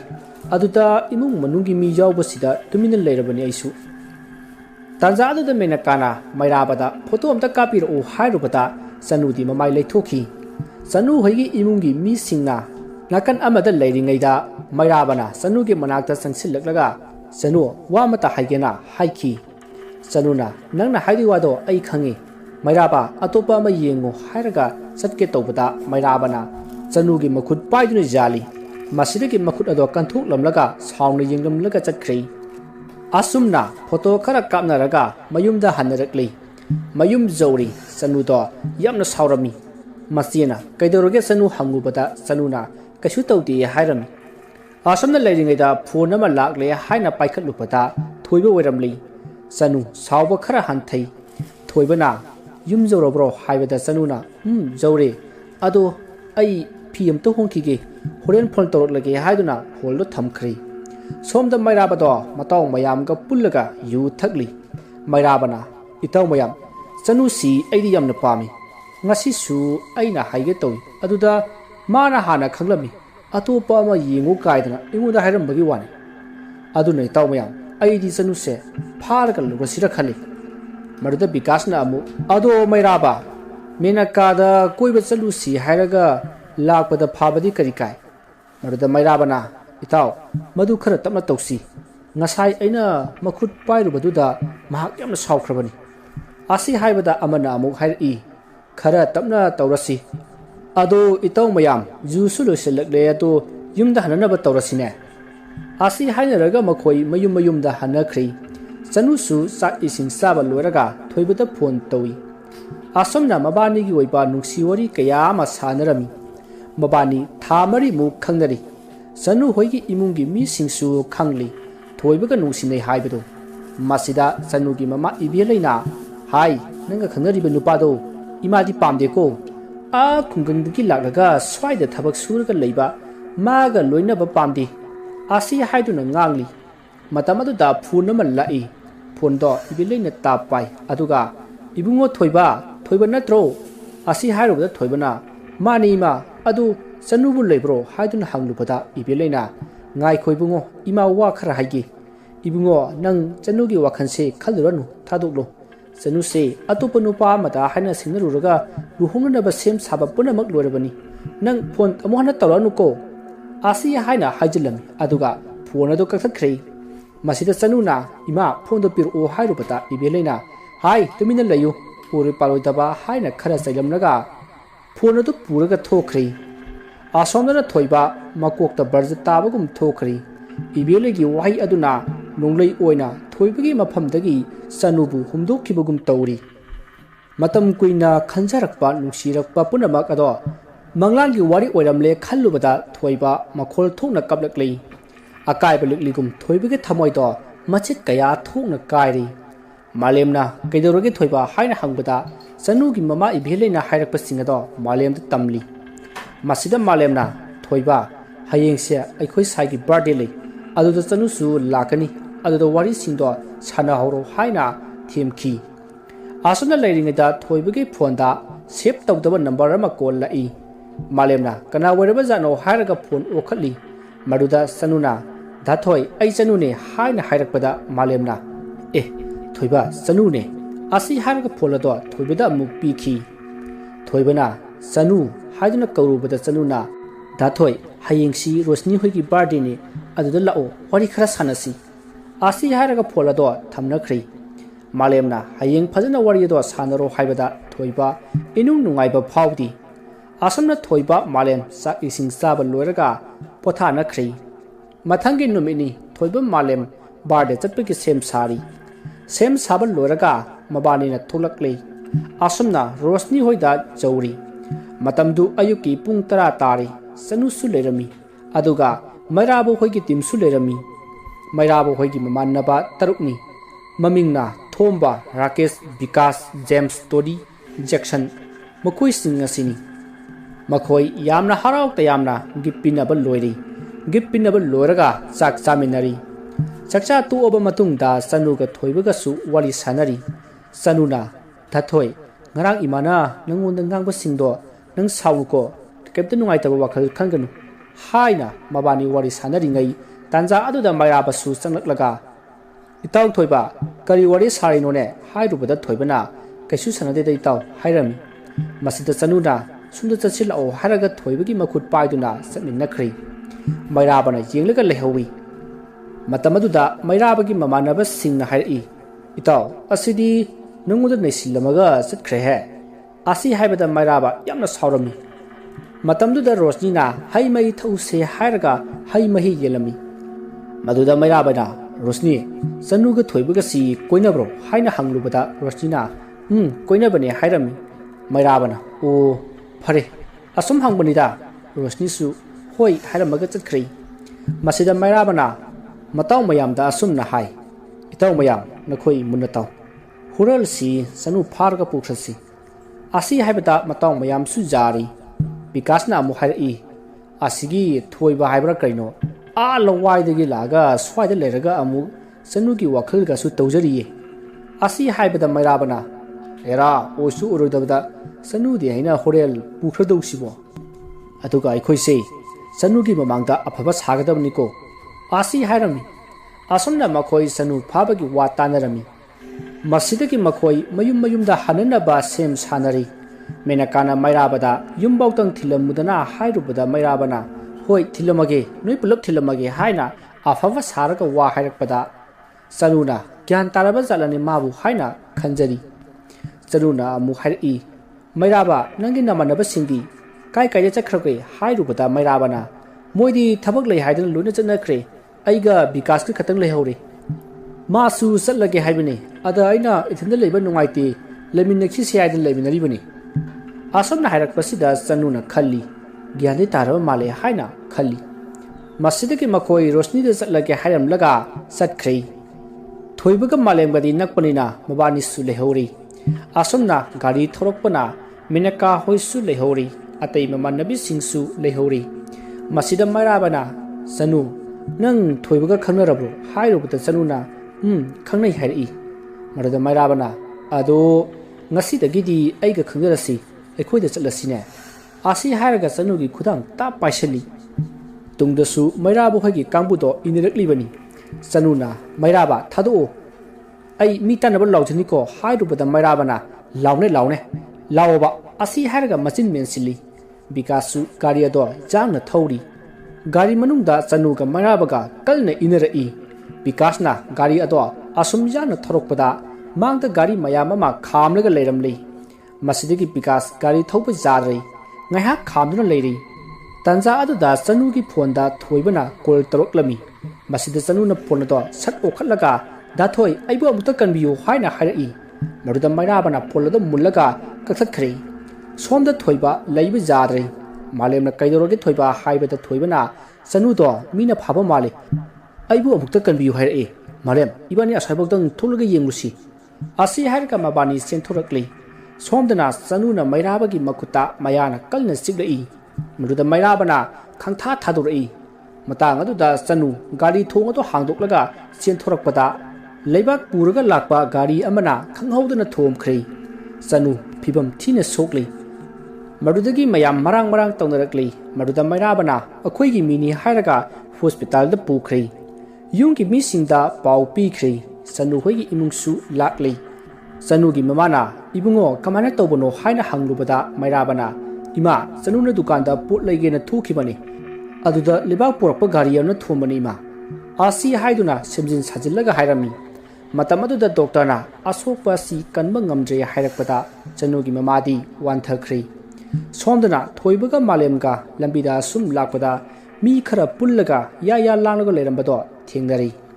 ꯊꯣꯏꯕꯅ ꯃꯤ ꯑꯃꯗ ꯀꯩꯗꯧꯕ ꯌꯥꯎꯔꯕꯒꯤ ꯃꯌꯥꯝ ꯄꯨꯜꯂꯤꯁꯤꯕꯨ ꯍꯪꯂꯨꯕꯗ ꯃꯤ ꯑꯃꯅ ꯁꯤꯗ ꯅꯨꯄꯤ ꯑꯃ ꯇꯇꯥꯅ ꯊꯣꯝꯗꯅ ꯍꯣꯁꯄꯤꯇꯥꯜꯗ ꯄꯨꯈꯤꯕ ꯑꯗꯨꯅꯅꯤ ꯏꯕꯨꯡꯉꯣ꯫ ꯑꯁꯤ ꯍꯥꯏꯔꯛꯄꯗ ꯊꯣꯏꯕ ꯃꯥꯂꯦꯝ ꯊꯣꯏꯅ ꯍꯪꯂꯨꯗ꯭ꯔꯤ꯫ ꯃꯥꯂꯦꯝꯅ ꯈꯜꯂꯤ ꯆꯅꯨ ꯑꯃꯨꯛ ꯑꯣꯏꯔꯝꯗꯅꯀꯣ ꯍꯥꯏꯅ ꯈꯜꯂꯤ꯫ ꯃꯁꯤꯗꯒꯤ ꯃꯕꯥꯅꯤꯁꯨ ꯆꯪꯉꯛꯂꯤ꯫ ꯊꯣꯏꯕꯅ ꯆꯅꯨꯗ ꯀꯌꯥꯔꯛ ꯍꯟꯅ ꯐꯣꯟ ꯇꯧꯏ ꯑꯗꯨ ꯐꯣꯟ ꯑꯗꯣ ꯑꯣꯞ ꯑꯗꯨꯃꯛ ꯂꯩꯈ꯭ꯔꯦ꯫ ꯆꯅꯨꯒꯤ ꯊꯋꯥꯏ ꯌꯥꯎꯗ꯭ꯔꯕ ꯍꯛꯆꯥꯡꯗꯣ ꯍꯣꯁꯄꯤꯇꯥꯜꯗꯒꯤ ꯃꯌꯨꯝꯗ ꯄꯨꯊꯔꯛꯂꯤ꯫ ꯑꯁꯨꯝꯅ ꯆꯅꯨ ꯍꯣꯏꯒꯤ ꯌꯨꯝꯗ ꯃꯌꯥꯝ ꯃꯔꯥꯡ ꯇꯧꯕ ꯑꯗꯨꯗ ꯊꯣꯏꯕꯒ ꯃꯥꯂꯦꯝꯒꯁꯨ ꯇꯥꯔꯤ꯫ ꯆꯅꯨ ꯁꯤꯕꯒꯤ ꯄꯥꯎ ꯇꯥꯕꯗ ꯊꯣꯏꯕ ꯌꯥꯝꯅ ꯀꯞꯂꯝꯃꯤ꯫ ꯃꯥꯂꯦꯝ ꯊꯣꯏꯕꯒꯤ ꯃꯇꯧ ꯑꯗꯨ ꯎꯕꯗ ꯌꯦꯡꯕ ꯉꯝꯖꯔꯝꯗꯦ꯫ ꯃꯍꯥꯛꯁꯨ ꯀꯞꯂꯤ꯫ ꯑꯁꯨꯝꯅ ꯃꯇꯝ ꯈꯔ ꯍꯧꯈ꯭ꯔꯦ꯫ ꯆꯅꯨꯒꯤ ꯃꯊꯧ ꯃꯉꯝꯁꯨ ꯂꯣꯏꯈ꯭ꯔꯦ꯫ ꯅꯣꯡꯃ ꯑꯍꯤꯡ ꯑꯃ ꯊꯣꯏꯕꯒꯤ ꯃꯪꯂꯥꯟꯗ ꯆꯅꯨꯗꯣ ꯂꯥꯛꯂꯝꯃꯤ꯫ ꯊꯣꯏꯕ ꯂꯝꯍꯥꯡ ꯑꯃꯗ ꯐꯤꯉꯧ ꯁꯦꯠꯄꯤ ꯅꯨꯄꯤ ꯑꯃ ꯎꯏ ꯍꯥꯏꯗꯨꯅ ꯃꯅꯥꯛꯇ ꯆꯪꯁꯤꯜꯂꯨꯕꯗ ꯆꯅꯨ ꯑꯣꯏꯔꯝꯂꯤ꯫ ꯆꯅꯨꯅ ꯗꯥꯊꯣꯏ ꯑꯩꯒꯤ ꯂꯃꯟ ꯈꯨꯝꯕꯤꯌꯨ ꯍꯥꯏꯔꯒ ꯋꯥꯔꯤ ꯄꯨꯝꯕ ꯂꯤꯔꯛꯂꯝꯃꯤ꯫ ꯑꯩꯕꯨ ꯑꯁꯤꯕꯒꯤ ꯈꯌꯥꯠꯇ ꯇꯥꯍꯜꯂꯤꯕꯁꯦ ꯃꯩꯔꯥꯕ ꯍꯣꯏꯒꯤ ꯀꯥꯡꯕꯨꯅꯅꯤ ꯑꯗꯨꯅ ꯃꯈꯣꯏ ꯍꯥꯠꯂꯨ ꯑꯗꯨꯒ ꯗꯥꯊꯣꯏ ꯅꯪ ꯈꯔꯗꯤ ꯆꯦꯛꯁꯤꯜꯂꯨꯀꯣ ꯍꯥꯏꯔꯝꯂꯒ ꯆꯅꯨꯗꯣ ꯇꯨꯃꯤꯟꯅ ꯆꯠꯈ꯭ꯔꯤ꯫ ꯃꯗꯨꯗ ꯊꯣꯏꯕꯅ ꯆꯅꯨ ꯆꯅꯨ ꯍꯥꯏꯅ ꯀꯧꯕꯗ ꯇꯥꯏꯕꯪ ꯐꯥꯎꯅ ꯂꯥꯎꯔꯛꯂꯤ꯫ ꯃꯗꯨꯗ ꯃꯥꯂꯦꯝꯅ ꯀꯩꯗꯧꯔꯒꯦ ꯊꯣꯏꯕ ꯍꯥꯏꯅ ꯊꯣꯏꯕꯕꯨ ꯍꯧꯗꯣꯔꯛꯏ꯫ ꯃꯗꯨꯗ ꯊꯣꯏꯕꯅ ꯑꯩꯒꯤ ꯃꯪꯗ ꯃꯥ ꯂꯥꯛꯑꯝꯃꯤ꯫ ꯑꯁꯤ ꯍꯥꯏꯔꯒ ꯆꯅꯨꯅ ꯍꯥꯏꯔꯝꯕꯁꯤꯡ ꯑꯗꯣ ꯃꯥꯂꯦꯝꯗ ꯇꯝꯂꯤ꯫ ꯃꯗꯨꯗ ꯃꯥꯂꯦꯝꯅ ꯏꯁ ꯅꯪꯒꯤꯁꯤꯗꯤ ꯑꯔꯥꯏꯕ ꯊꯕꯛꯀꯤ ꯅꯠꯇꯦ ꯏꯇꯥꯎ ꯄꯣꯊꯥꯔꯁꯤꯁꯦ ꯍꯌꯦꯡ ꯐꯖꯅ ꯋꯥꯔꯤ ꯁꯥꯟꯅꯔꯁꯤ꯫ ꯑꯁꯤ ꯍꯥꯏꯔꯒ ꯇꯨꯝꯊꯈ꯭ꯔꯦ꯫ ꯁꯣꯝꯗꯅ ꯃꯩꯔꯥꯕ ꯍꯣꯏꯒꯤ ꯀꯥꯡꯕꯨꯁꯤꯡ ꯑꯗꯣ ꯄꯨꯜꯂꯒ ꯌꯨ ꯊꯛꯂꯤ꯫ ꯃꯩꯔꯥꯕꯅ ꯑꯁꯨꯝꯅ ꯍꯥꯏ ꯏꯇꯥꯎ ꯃꯌꯥꯝ ꯊꯣꯏꯕꯁꯤ ꯂꯣꯏꯁꯤꯟꯗ꯭ꯔꯕꯗꯤ ꯌꯥꯔꯔꯣꯏ꯫ ꯑꯩꯈꯣꯏꯅ ꯆꯅꯨ ꯍꯥꯠꯄꯁꯦ ꯃꯥꯅ ꯈꯪꯂꯛꯄꯗꯧꯅ ꯇꯧꯏ꯫ ꯑꯗꯨꯅ ꯃꯥꯁꯦ ꯈꯔ ꯊꯨꯅ ꯂꯣꯏꯁꯤꯟꯗ꯭ꯔꯕꯗꯤ ꯌꯥꯔꯔꯣꯏ꯫ ꯀꯔꯤꯒꯨꯝꯕ ꯃꯥꯅ ꯆꯅꯨ ꯍꯣꯏꯒꯤ ꯏꯃꯨꯡꯒꯤ ꯃꯤꯁꯤꯡꯗ ꯄꯥꯎ ꯄꯤꯈ꯭ꯔꯕꯗꯤ ꯑꯩꯈꯣꯏ ꯍꯤꯡꯐꯝ ꯂꯩꯇ꯭ꯔꯦ꯫ ꯑꯁꯤ ꯍꯥꯏꯕꯗ ꯕꯤꯀꯥꯁꯅ ꯃꯥꯅꯤ ꯏꯇꯥꯎ ꯊꯣꯏꯕꯁꯦ ꯈꯔ ꯊꯨꯅ ꯂꯣꯏꯁꯤꯟꯈ꯭ꯔꯁꯤ꯫ ꯑꯁꯨꯝꯅ ꯍꯥꯏꯅꯔꯤ꯫ ꯃꯈꯣꯏ ꯇꯔꯨꯛꯇꯣ ꯂꯣꯏꯅ ꯌꯥꯅꯔꯤ꯫ ꯔꯥꯀꯦꯁꯅ ꯑꯃꯨꯛ ꯍꯥꯏꯔꯛꯏ ꯊꯣꯏꯕꯒ ꯃꯥꯂꯦꯝꯒꯗꯤ ꯊꯕꯛ ꯁꯨꯕ ꯆꯠꯄꯅꯤ꯫ ꯍꯌꯦꯡ ꯅꯨꯡꯗꯥꯡ ꯋꯥꯏꯔꯝ ꯑꯣꯏꯅ ꯉꯥꯏꯔꯁꯤ ꯑꯗꯨꯒ ꯊꯕꯛ ꯑꯗꯨ ꯇꯧꯔꯁꯤ꯫ ꯑꯁꯤ ꯍꯥꯏꯅꯔꯒ ꯃꯈꯣꯏꯁꯨ ꯍꯟꯅꯈ꯭ꯔꯦ꯫ ꯃꯊꯪꯒꯤ ꯅꯨꯃꯤꯠꯅꯤ ꯊꯣꯏꯕ ꯃꯥꯂꯦꯝ ꯃꯍꯧꯁꯥꯒꯨꯝ ꯊꯕꯛ ꯁꯨꯕ ꯆꯠꯂꯝꯃꯤ꯫ ꯃꯈꯣꯏꯅ ꯊꯕꯛ ꯁꯨꯕ ꯂꯣꯏꯔꯒ ꯍꯜꯂꯛꯄꯗ ꯅꯨꯃꯤꯗꯥꯡ ꯋꯥꯏꯔꯝꯒꯤ ꯃꯝꯂꯤ ꯇꯧꯕ ꯃꯇꯝ ꯑꯣꯏꯔꯝꯃꯤ꯫ ꯊꯕꯛ ꯁꯨꯕꯒꯤ ꯄꯩꯁꯥ ꯈꯔ ꯄꯥꯏꯔꯒ ꯂꯥꯛꯑꯝꯃꯤ꯫ ꯃꯕꯥꯅꯤꯅ ꯑꯁꯨꯝ ꯂꯥꯛꯄꯗ ꯂꯝꯕꯤꯗ ꯃꯩꯔꯥꯕ ꯍꯣꯏꯒꯤ ꯇꯤꯝꯗꯣ ꯊꯦꯡꯅꯔꯤ꯫ ꯃꯁꯤꯗ ꯃꯩꯔꯥꯕꯅ ꯀꯔꯦꯝꯅꯗꯨꯅ ꯊꯣꯏꯕ ꯑꯩ ꯅꯪꯕꯨ ꯉꯥꯏꯔꯝꯂꯤꯕꯅꯤꯅꯦ ꯅꯕꯥꯅꯤꯕꯨ ꯊꯕꯛ ꯁꯨꯕ ꯆꯠꯂꯨꯔꯤꯕ꯭ꯔꯣꯅꯦ? ꯊꯕꯛ ꯁꯨꯕ ꯆꯠꯇ꯭ꯔꯁꯨ ꯑꯩꯉꯣꯟꯗ ꯀꯣꯛ ꯍꯥꯏꯔꯛꯄ ꯌꯥꯕꯗꯨꯕꯨ ꯄꯩꯁꯥꯒꯤ ꯋꯥꯕꯨ ꯑꯩꯅ ꯄꯤꯔꯁꯨ ꯌꯥꯏꯗꯅ ꯍꯥ? ꯑꯁꯤ ꯍꯥꯏꯔꯒ ꯃꯈꯣꯏ ꯃꯁꯦꯟ ꯅꯣꯛꯅꯔꯤ꯫ ꯃꯁꯤꯗ ꯕꯤꯀꯥꯁꯅ ꯊꯣꯏꯕ ꯊꯧꯗꯣꯛꯇꯨ ꯅꯕꯥꯅꯤ ꯈꯪꯉꯦ ꯍꯥꯏꯕ ꯑꯩꯈꯣꯏ ꯈꯪꯉꯤ꯫ ꯑꯗꯨꯅ ꯅꯕꯥꯅꯤꯅꯅꯦ ꯀꯅꯥꯝꯇ ꯍꯥꯏꯗꯣꯛꯄ ꯌꯥꯔꯣꯏ꯫ ꯅꯕꯥꯅꯤꯗ ꯂꯨꯄꯥ ꯂꯥꯛ ꯑꯃꯃꯝ ꯄꯤꯔꯒꯦ꯫ ꯀꯔꯤꯒꯨꯝꯕ ꯍꯥꯏꯗꯣꯛꯂꯕꯗꯤ ꯀꯌꯥ ꯑꯐꯕ ꯑꯣꯏꯔꯣꯏ꯫ ꯑꯁꯤ ꯍꯥꯏꯕꯗ ꯊꯣꯏꯕꯅ ꯃꯤ ꯃꯥꯟꯕ ꯁꯥ ꯃꯤꯕꯨ ꯀꯩꯁꯨ ꯂꯩꯇꯅ ꯈꯟꯕ ꯑꯁꯤ ꯍꯥꯏꯔꯒ ꯃꯩꯔꯥꯕꯗ ꯀꯤꯟꯅ ꯊꯤꯟꯈꯤ꯫ ꯃꯁꯤꯗꯒꯤ ꯃꯈꯣꯏ ꯃꯊꯪ ꯐꯨꯅꯔꯛꯂꯤ꯫ ꯑꯁꯨꯝꯅ ꯐꯨꯅꯔꯛꯄꯗ ꯂꯩꯀꯥꯏꯒꯤ ꯃꯤ ꯈꯔꯅ ꯈꯥꯝꯗꯣꯛꯂꯤ꯫ ꯈꯥꯝꯗꯣꯛꯄꯗꯒꯤꯗꯤ ꯊꯣꯏꯕꯒ ꯃꯥꯂꯦꯝꯒꯁꯨ ꯆꯠꯈ꯭ꯔꯤ ꯑꯗꯨꯒ ꯋꯥ ꯇꯥꯅꯔꯤ꯫ ꯑꯩꯈꯣꯏ ꯃꯇꯝ ꯈꯔ ꯊꯕꯛ ꯂꯦꯞꯄꯁꯤ ꯑꯁꯤ ꯍꯥꯏꯅꯔꯤ꯫ ꯁꯣꯝꯗꯅ ꯃꯩꯔꯥꯕ ꯍꯣꯏꯒꯤ ꯇꯤꯝꯗꯣ ꯌꯥꯝꯅ ꯁꯥꯎꯔꯝꯃꯤ꯫ ꯃꯩꯔꯥꯕꯅ ꯉꯁꯤꯗꯤ ꯑꯩꯈꯣꯏ ꯊꯦꯡꯉꯁꯨ ꯊꯦꯡꯅ ꯋꯥ ꯈꯔ ꯇꯥꯟꯅꯁꯤ ꯍꯥꯏꯗꯨꯅ ꯄꯨꯜꯂꯝꯃꯤ ꯑꯗꯨꯒ ꯌꯨꯁꯨ ꯌꯥꯝꯅ ꯊꯛꯂꯝꯃꯤ꯫ ꯃꯩꯔꯥꯕ ꯍꯣꯏꯅ ꯄꯨꯜꯂꯤꯕꯁꯤ ꯊꯣꯏꯕꯁꯦ ꯃꯇꯧ ꯀꯔꯝꯅ ꯍꯥꯠꯁꯤꯒꯦ ꯍꯥꯏꯅ ꯋꯥ ꯇꯥꯅꯔꯤꯕꯅꯤ꯫ ꯁꯣꯝꯗꯅ ꯊꯣꯏꯕꯒ ꯃꯥꯂꯦꯝꯒꯁꯨ ꯆꯥꯛ ꯏꯁꯤꯡ ꯆꯥꯕ ꯂꯣꯏꯔꯒ ꯄꯣꯊꯥꯅꯔꯤ꯫ ꯑꯗꯨꯕꯨ ꯊꯣꯏꯕꯗꯤ ꯄꯣꯊꯥꯕ ꯌꯥꯔꯝꯗꯦ꯫ ꯃꯍꯥꯛꯅ ꯑꯁꯨꯝ ꯈꯜꯂꯤ ꯕ꯭ꯂꯨꯗꯤ ꯃꯦꯔꯤ ꯃꯁꯥꯅ ꯑꯁꯤ ꯇꯧꯔꯒ ꯑꯩ ꯆꯅꯨꯒꯤ ꯂꯃꯟ ꯈꯨꯝꯗꯕ ꯌꯥꯗꯦ꯫ ꯑꯁꯤ ꯈꯜꯂꯒ ꯃꯍꯥꯛꯅ ꯄꯨꯡ ꯌꯦꯡꯂꯨꯕꯗ ꯑꯍꯤꯡꯒꯤ ꯄꯨꯡ 11:30 ꯇꯥꯔꯤ꯫ ꯃꯁꯤꯗꯒꯤ ꯃꯍꯥꯛꯅ ꯄꯨꯡ 12 ꯇꯥꯕ ꯉꯥꯏꯔꯒꯦ ꯍꯥꯏꯅ 12 ꯇꯥꯕ ꯉꯥꯏꯔꯤ꯫ ꯃꯇꯝꯅ ꯁꯨꯝ ꯍꯧꯖꯤꯜꯂꯛꯄꯅ ꯄꯨꯡ 12 ꯇꯥꯔꯤ꯫ ꯃꯁꯤꯗꯒꯤ ꯃꯍꯥꯛꯅ ꯀꯦꯟꯗꯜ ꯑꯃ ꯃꯩꯈꯦꯠ ꯑꯃꯒ ꯄꯥꯏꯔꯒ ꯕꯥꯠꯔꯨꯝ ꯃꯅꯨꯡꯗ ꯆꯪꯂꯤ ꯑꯗꯨꯒ ꯀꯦꯟꯗꯜ ꯑꯗꯨ ꯆꯨꯈꯠꯂꯒ ꯃꯤꯡꯁꯦꯜ ꯃꯃꯥꯡꯗ ꯊꯝꯂꯤ ꯑꯗꯨꯒ ꯃꯃꯤꯠ ꯎꯏꯁꯤꯜꯂꯒ ꯕ꯭ꯂꯨꯗꯤ ꯃꯦꯔꯤ ꯍꯥꯏꯕ ꯋꯥꯍꯩ ꯑꯁꯦ 3ꯂꯛ ꯍꯥꯏꯔꯤ ꯑꯗꯨꯒ ꯃꯃꯤꯠ ꯇꯞꯅ ꯄꯥꯡꯊꯣꯔꯛꯏ꯫ ꯃꯁꯤꯗ ꯎꯔꯤ ꯌꯦꯡꯕꯗ ꯑꯀꯤꯕ ꯐꯪꯂꯕ ꯅꯨꯄꯤ ꯑꯃ ꯃꯃꯥꯏ ꯃꯃꯤꯠ ꯆꯦꯈꯥꯏꯕ ꯏꯅ ꯄꯨꯡꯇꯩ ꯇꯩꯔꯕ ꯅꯨꯄꯤ ꯑꯃꯅ ꯏꯅ ꯂꯨꯞꯂꯕ ꯑꯉꯥꯡ ꯑꯃ ꯄꯝꯂꯒ ꯂꯩꯕꯗꯣ ꯎꯔꯤ ꯃꯗꯨ ꯎꯕꯗ ꯊꯣꯏꯕ ꯍꯨꯃꯥꯡꯅ ꯄꯤꯀꯥꯔꯛꯏ ꯂꯋꯥꯏꯒꯤ ꯁꯝ ꯁꯞ ꯁꯞ ꯌꯨꯡꯉꯤ ꯇꯨꯡꯗ ꯈꯣꯡꯐꯝ ꯑꯃ ꯑꯅꯤ ꯍꯜꯂꯤ ꯑꯗꯨꯕꯨ ꯃꯍꯥꯛ ꯑꯀꯤꯕꯗꯣ ꯐꯥꯖꯤꯟꯖꯩ ꯃꯁꯤꯗ ꯅꯨꯄꯤ ꯑꯗꯨꯅ ꯍꯥꯏꯔꯛꯏ ꯅꯍꯥꯛ ꯀꯔꯤ ꯄꯥꯝꯕꯅꯣ ꯑꯩꯕꯨ ꯀꯧꯔꯤꯕ ꯀꯔꯤꯒꯤꯅꯣ ꯍꯥꯏꯔꯛꯄꯗ ꯊꯣꯏꯕꯅ ꯑꯩ ꯅꯪꯒꯤ ꯃꯇꯦꯡ ꯑꯃꯇꯪ ꯄꯥꯝꯃꯤ ꯑꯁꯤ ꯍꯥꯏꯔꯒ ꯋꯥꯔꯤ ꯄꯨꯝꯕ ꯂꯤꯔꯝꯃꯤ ꯃꯁꯤꯗ ꯅꯨꯄꯤꯗꯨꯅ ꯍꯥꯏꯔꯛꯏ ꯐꯔꯦ ꯅꯪꯒꯤ ꯊꯕꯛꯇꯣ ꯑꯩ ꯇꯧꯔꯒꯦ ꯑꯗꯨꯕꯨ ꯑꯩꯒꯤ ꯑꯋꯥꯃꯜ ꯀꯔꯤ ꯄꯤꯒꯗꯧꯔꯤꯕꯅꯣ ꯍꯥꯏꯅ ꯍꯪꯂꯛꯄꯗ ꯊꯣꯏꯕꯅ ꯃꯩꯔꯥꯕꯈꯣꯏꯒꯤ ꯀꯥꯡꯕꯨ ꯑꯗꯨꯒꯤ ꯊꯋꯥꯏ ꯑꯣꯏꯅ ꯂꯧꯔꯣ ꯍꯥꯏꯔꯛꯄꯗ ꯅꯨꯄꯤ ꯑꯗꯨꯅ ꯊꯣꯏꯕꯗ ꯃꯨꯟꯅ ꯌꯦꯡꯂꯝꯂꯒ ꯃꯥꯡꯈ꯭ꯔꯦ ꯊꯣꯏꯕꯁꯨ ꯃꯥꯒꯤ ꯀꯥꯗ ꯆꯪꯂꯛꯂꯤ ꯑꯁꯣꯝꯗꯅ ꯃꯩꯔꯥꯕꯈꯣꯏꯒꯤ ꯇꯤꯝꯗꯣ ꯕꯥꯔꯣ ꯍꯦꯜꯂꯛꯄ ꯑꯗꯨꯋꯥꯏꯗ ꯕꯤꯀꯥꯁꯅ ꯏꯇꯥꯎ ꯃꯌꯥꯝ ꯑꯩꯈꯣꯏ ꯍꯜꯂꯁꯤ ꯑꯁꯤ ꯍꯥꯏꯅ ꯊꯣꯛꯂꯛꯄꯗ ꯅꯨꯄꯤ ꯑꯃ ꯆꯠꯂꯒ ꯂꯩꯕꯗꯨ ꯎꯕꯗ ꯃꯩꯔꯥꯕꯅ ꯍꯣꯏ ꯀꯅꯥꯅꯣ ꯅꯊꯟꯇ ꯆꯠꯂꯤꯕꯗꯨꯕꯣ ꯍꯥꯏꯅ ꯅꯨꯄꯤ ꯑꯗꯨꯒꯤ ꯃꯅꯥꯛꯇ ꯆꯪꯁꯤꯜꯂꯨꯕꯗ ꯃꯩꯔꯥꯕꯗꯣ ꯃꯉꯛꯁꯤꯡ ꯑꯗꯨ ꯄꯥꯏꯔꯒ ꯊꯥꯡꯒꯠꯂꯛꯏ ꯃꯗꯨ ꯎꯕꯗ ꯑꯇꯩ ꯃꯃꯥꯟꯅꯕꯁꯤꯡ ꯑꯗꯨꯁꯨ ꯃꯥꯒꯤ ꯊꯣꯛꯄ ꯆꯦꯟꯅꯔꯤ ꯅꯤꯁꯥꯒ ꯂꯣꯏꯅ ꯍꯟꯈ꯭ꯔꯦ ꯃꯁꯤꯗ ꯅꯨꯄꯤ ꯑꯗꯨꯅ ꯍꯥꯏꯔꯛꯏ ꯉꯁꯤꯗꯤ ꯅꯣꯏ ꯂꯣꯏꯅ ꯑꯩꯅ ꯄꯨꯔꯒ ꯆꯠꯄ ꯇꯥꯔꯤ ꯑꯁꯤ ꯍꯥꯏꯔꯒ ꯃꯩꯔꯥꯕꯒꯤ ꯃꯉꯛ ꯑꯗꯣ ꯂꯩꯊꯠꯈ꯭ꯔꯦ ꯑꯁꯨꯝꯅ ꯃꯩꯔꯥꯕꯒꯤ ꯄꯨꯟꯁꯤ ꯂꯣꯏꯈꯤ ꯑꯗꯨꯒ ꯅꯨꯄꯤ ꯑꯗꯨꯅ ꯄꯝꯂꯤꯕ ꯑꯉꯥꯡ ꯑꯗꯨꯅ ꯃꯩꯔꯥꯕꯒꯤ ꯃꯉꯛ ꯁꯝꯗ ꯏ ꯆꯨꯞꯄꯤ ꯁꯣꯝꯗ ꯃꯈꯣꯏ ꯃꯉꯥꯗꯣ ꯑꯃꯝꯕ ꯃꯔꯛ ꯑꯗꯨꯗ ꯆꯦꯜꯂꯛꯄꯅ ꯃꯈꯣꯏ ꯃꯁꯦꯝ ꯊꯦꯡꯖꯤꯟꯅꯩ ꯃꯇꯝ ꯑꯗꯨꯗ ꯑꯉꯥꯡ ꯀꯞꯄꯒꯤ ꯈꯣꯟꯖꯦꯜ ꯇꯥꯔꯛꯏ ꯍꯥꯏꯗꯨꯅ ꯔꯥꯀꯦꯁꯅ ꯑꯣꯟꯊꯣꯛꯂꯨꯕꯗ ꯐꯤ ꯊꯣꯡꯗꯕ ꯑꯉꯥꯡ ꯑꯃ ꯂꯦꯞꯄꯒ ꯂꯩꯔꯝꯃꯤ ꯑꯉꯥꯡ ꯑꯗꯨꯅ ꯔꯥꯀꯦꯁꯇ ꯆꯣꯡꯁꯤꯜꯂꯛꯂꯒ ꯃꯉꯛ ꯁꯝ ꯃꯦꯠꯈꯥꯏꯔꯒ ꯍꯥꯠꯇꯣꯛꯂꯒ ꯏ ꯆꯨꯞꯄꯤ ꯃꯇꯧ ꯑꯗꯨ ꯎꯕꯗ ꯕꯤꯀꯥꯁ ꯅꯥꯀꯟ ꯑꯃꯗ ꯂꯩꯊꯣꯔꯛꯄꯗ ꯅꯨꯄꯤ ꯑꯗꯨꯅ ꯃꯃꯤꯠ ꯈꯥꯅ ꯌꯦꯡꯂꯒ ꯂꯩꯔꯝꯃꯤ ꯃꯁꯤꯗꯒꯤ ꯕꯤꯀꯥꯁꯅ ꯆꯦꯟꯒꯦ ꯇꯧꯕꯗ ꯅꯨꯄꯤ ꯑꯗꯨꯅ ꯕꯤꯀꯥꯁꯀꯤ ꯃꯈꯣꯡ ꯄꯥꯏꯔꯒ ꯂꯪꯕꯗ ꯆꯦꯛꯀꯤ ꯋꯥꯜ ꯑꯃꯗ ꯁꯥꯐꯨ ꯀꯟꯅ ꯊꯣꯝꯖꯤꯟꯕꯗ ꯃꯀꯣꯛ ꯀꯥꯏꯔꯒ ꯁꯤꯔꯤ ꯌꯦꯡꯕꯗ ꯐꯤꯕꯝ ꯆꯥꯗ꯭ꯔꯦ ꯑꯁꯣꯝꯅ ꯃꯈꯣꯏ ꯑꯍꯨꯝ ꯍꯥꯠꯈ꯭ꯔꯦ ꯅꯨꯄꯥ ꯑꯍꯨꯝ ꯑꯃꯗꯤ ꯁꯥꯕ ꯂꯣꯏꯗ꯭ꯔꯤꯕ ꯌꯨꯝ ꯑꯃꯗ ꯆꯦꯟꯈꯠꯈ꯭ꯔꯦ ꯃꯈꯣꯏꯅ ꯑꯁꯨꯝ ꯆꯦꯜꯂꯛꯄꯗ ꯈ꯭ꯋꯥꯏ ꯃꯊꯛ ꯊꯪꯕ ꯐ꯭ꯂꯣꯔ ꯌꯧꯔꯤ ꯃꯁꯤꯗ ꯇꯣꯅꯤꯅ ꯊꯣꯝꯕꯗ ꯚꯥꯏ ꯃꯩꯈꯦꯠ ꯑꯝꯇ ꯈꯦꯜꯂꯛꯑꯣ ꯍꯥꯏꯔꯨꯕꯗ ꯊꯣꯝꯕꯅ ꯃꯩꯈꯦꯠ ꯌꯥꯎꯗ꯭ꯔꯦ ꯚꯥꯏ ꯍꯥꯏꯅ ꯈꯨꯝꯂꯛꯏ ꯃꯇꯝ ꯑꯗꯨꯗ ꯇꯨꯡꯂꯣꯝꯗꯒꯤ ꯅꯨꯄꯤ ꯑꯃꯅ ꯃꯩꯈꯦꯠꯁꯤꯗ ꯂꯩꯔꯦ ꯍꯥꯏꯔꯛꯄꯗ ꯃꯈꯣꯏ ꯑꯍꯨꯝ ꯇꯨꯡꯂꯣꯝꯗ ꯌꯦꯡꯊꯣꯛꯂꯨꯔꯤ ꯃꯈꯣꯏ ꯑꯍꯨꯝꯗꯣ ꯈꯪꯄ꯭ꯔꯦꯛ ꯈꯪꯉꯤ ꯖꯦꯛꯁꯟꯗꯤ ꯂꯥꯎꯔꯒ ꯆꯦꯟꯕꯗ ꯃꯈꯥꯗ ꯇꯥꯈ꯭ꯔꯦ ꯇꯥꯔꯤꯕ ꯑꯗꯣ ꯁꯣꯔꯣꯛ ꯃꯌꯥꯏꯗ ꯑꯣꯏꯔꯝꯃꯤ ꯖꯦꯛꯁꯟꯗꯣ ꯈꯨꯗꯛ ꯑꯗꯨꯗ ꯁꯤꯔꯤ ꯁꯣꯔꯣꯛꯇꯨꯗ ꯏꯅ ꯄꯨꯡꯆꯥꯏ ꯆꯥꯏꯔꯤ ꯊꯣꯝꯕ ꯇꯣꯅꯤ ꯃꯈꯣꯏ ꯑꯅꯤ ꯇꯧꯐꯝ ꯈꯪꯗꯅ ꯂꯩꯔꯤꯉꯩꯗ ꯊꯣꯝꯕꯒꯤ ꯂꯦꯡꯕꯥꯟꯗ ꯃꯤꯒꯤ ꯃꯈꯨꯠ ꯑꯃꯅ ꯊꯝꯂꯛꯄ ꯑꯗꯨꯗ ꯇꯨꯡꯂꯣꯝꯗ ꯌꯦꯡꯊꯣꯛꯂꯨꯕꯗ ꯅꯨꯄꯤ ꯑꯗꯨꯅ ꯄꯥꯏꯔꯝꯕ ꯌꯣꯠꯆꯩ ꯑꯃꯅ ꯃꯉꯛꯁꯝꯗ ꯊꯤꯜꯂꯛꯄꯗ ꯈꯨꯗꯛ ꯑꯗꯨꯗ ꯁꯤꯔꯤ ꯃꯗꯨ ꯎꯕꯗ ꯇꯣꯅꯤꯅ ꯀꯟꯅ ꯂꯥꯎꯔꯒ ꯆꯦꯟꯕꯗ ꯉꯁꯥꯏ ꯖꯦꯛꯁꯟꯅ ꯇꯥꯔꯒ ꯁꯤꯈꯤꯕ ꯃꯐꯝ ꯑꯗꯨꯃꯛꯇꯗ ꯃꯍꯥꯛꯁꯨ ꯇꯥꯔꯒ ꯁꯤꯔꯤ ꯃꯁꯤꯗꯒꯤ ꯅꯨꯄꯤ ꯑꯗꯣ ꯌꯥꯝꯅ ꯀꯟꯅ ꯈꯥꯡꯅ ꯅꯣꯛꯂꯤ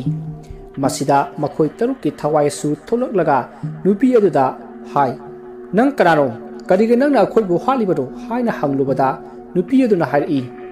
ꯅꯣꯏꯁꯦ ꯊꯣꯏꯕꯅ ꯍꯥꯠꯂꯨꯔꯣꯅ ꯑꯩꯉꯣꯟꯗ ꯍꯥꯏꯔꯛꯄꯅꯤ ꯅꯣꯏꯒꯤ ꯊꯋꯥꯏꯁꯨ ꯑꯩꯉꯣꯟꯗ ꯄꯤꯊꯣꯔꯛꯂꯕꯅꯤ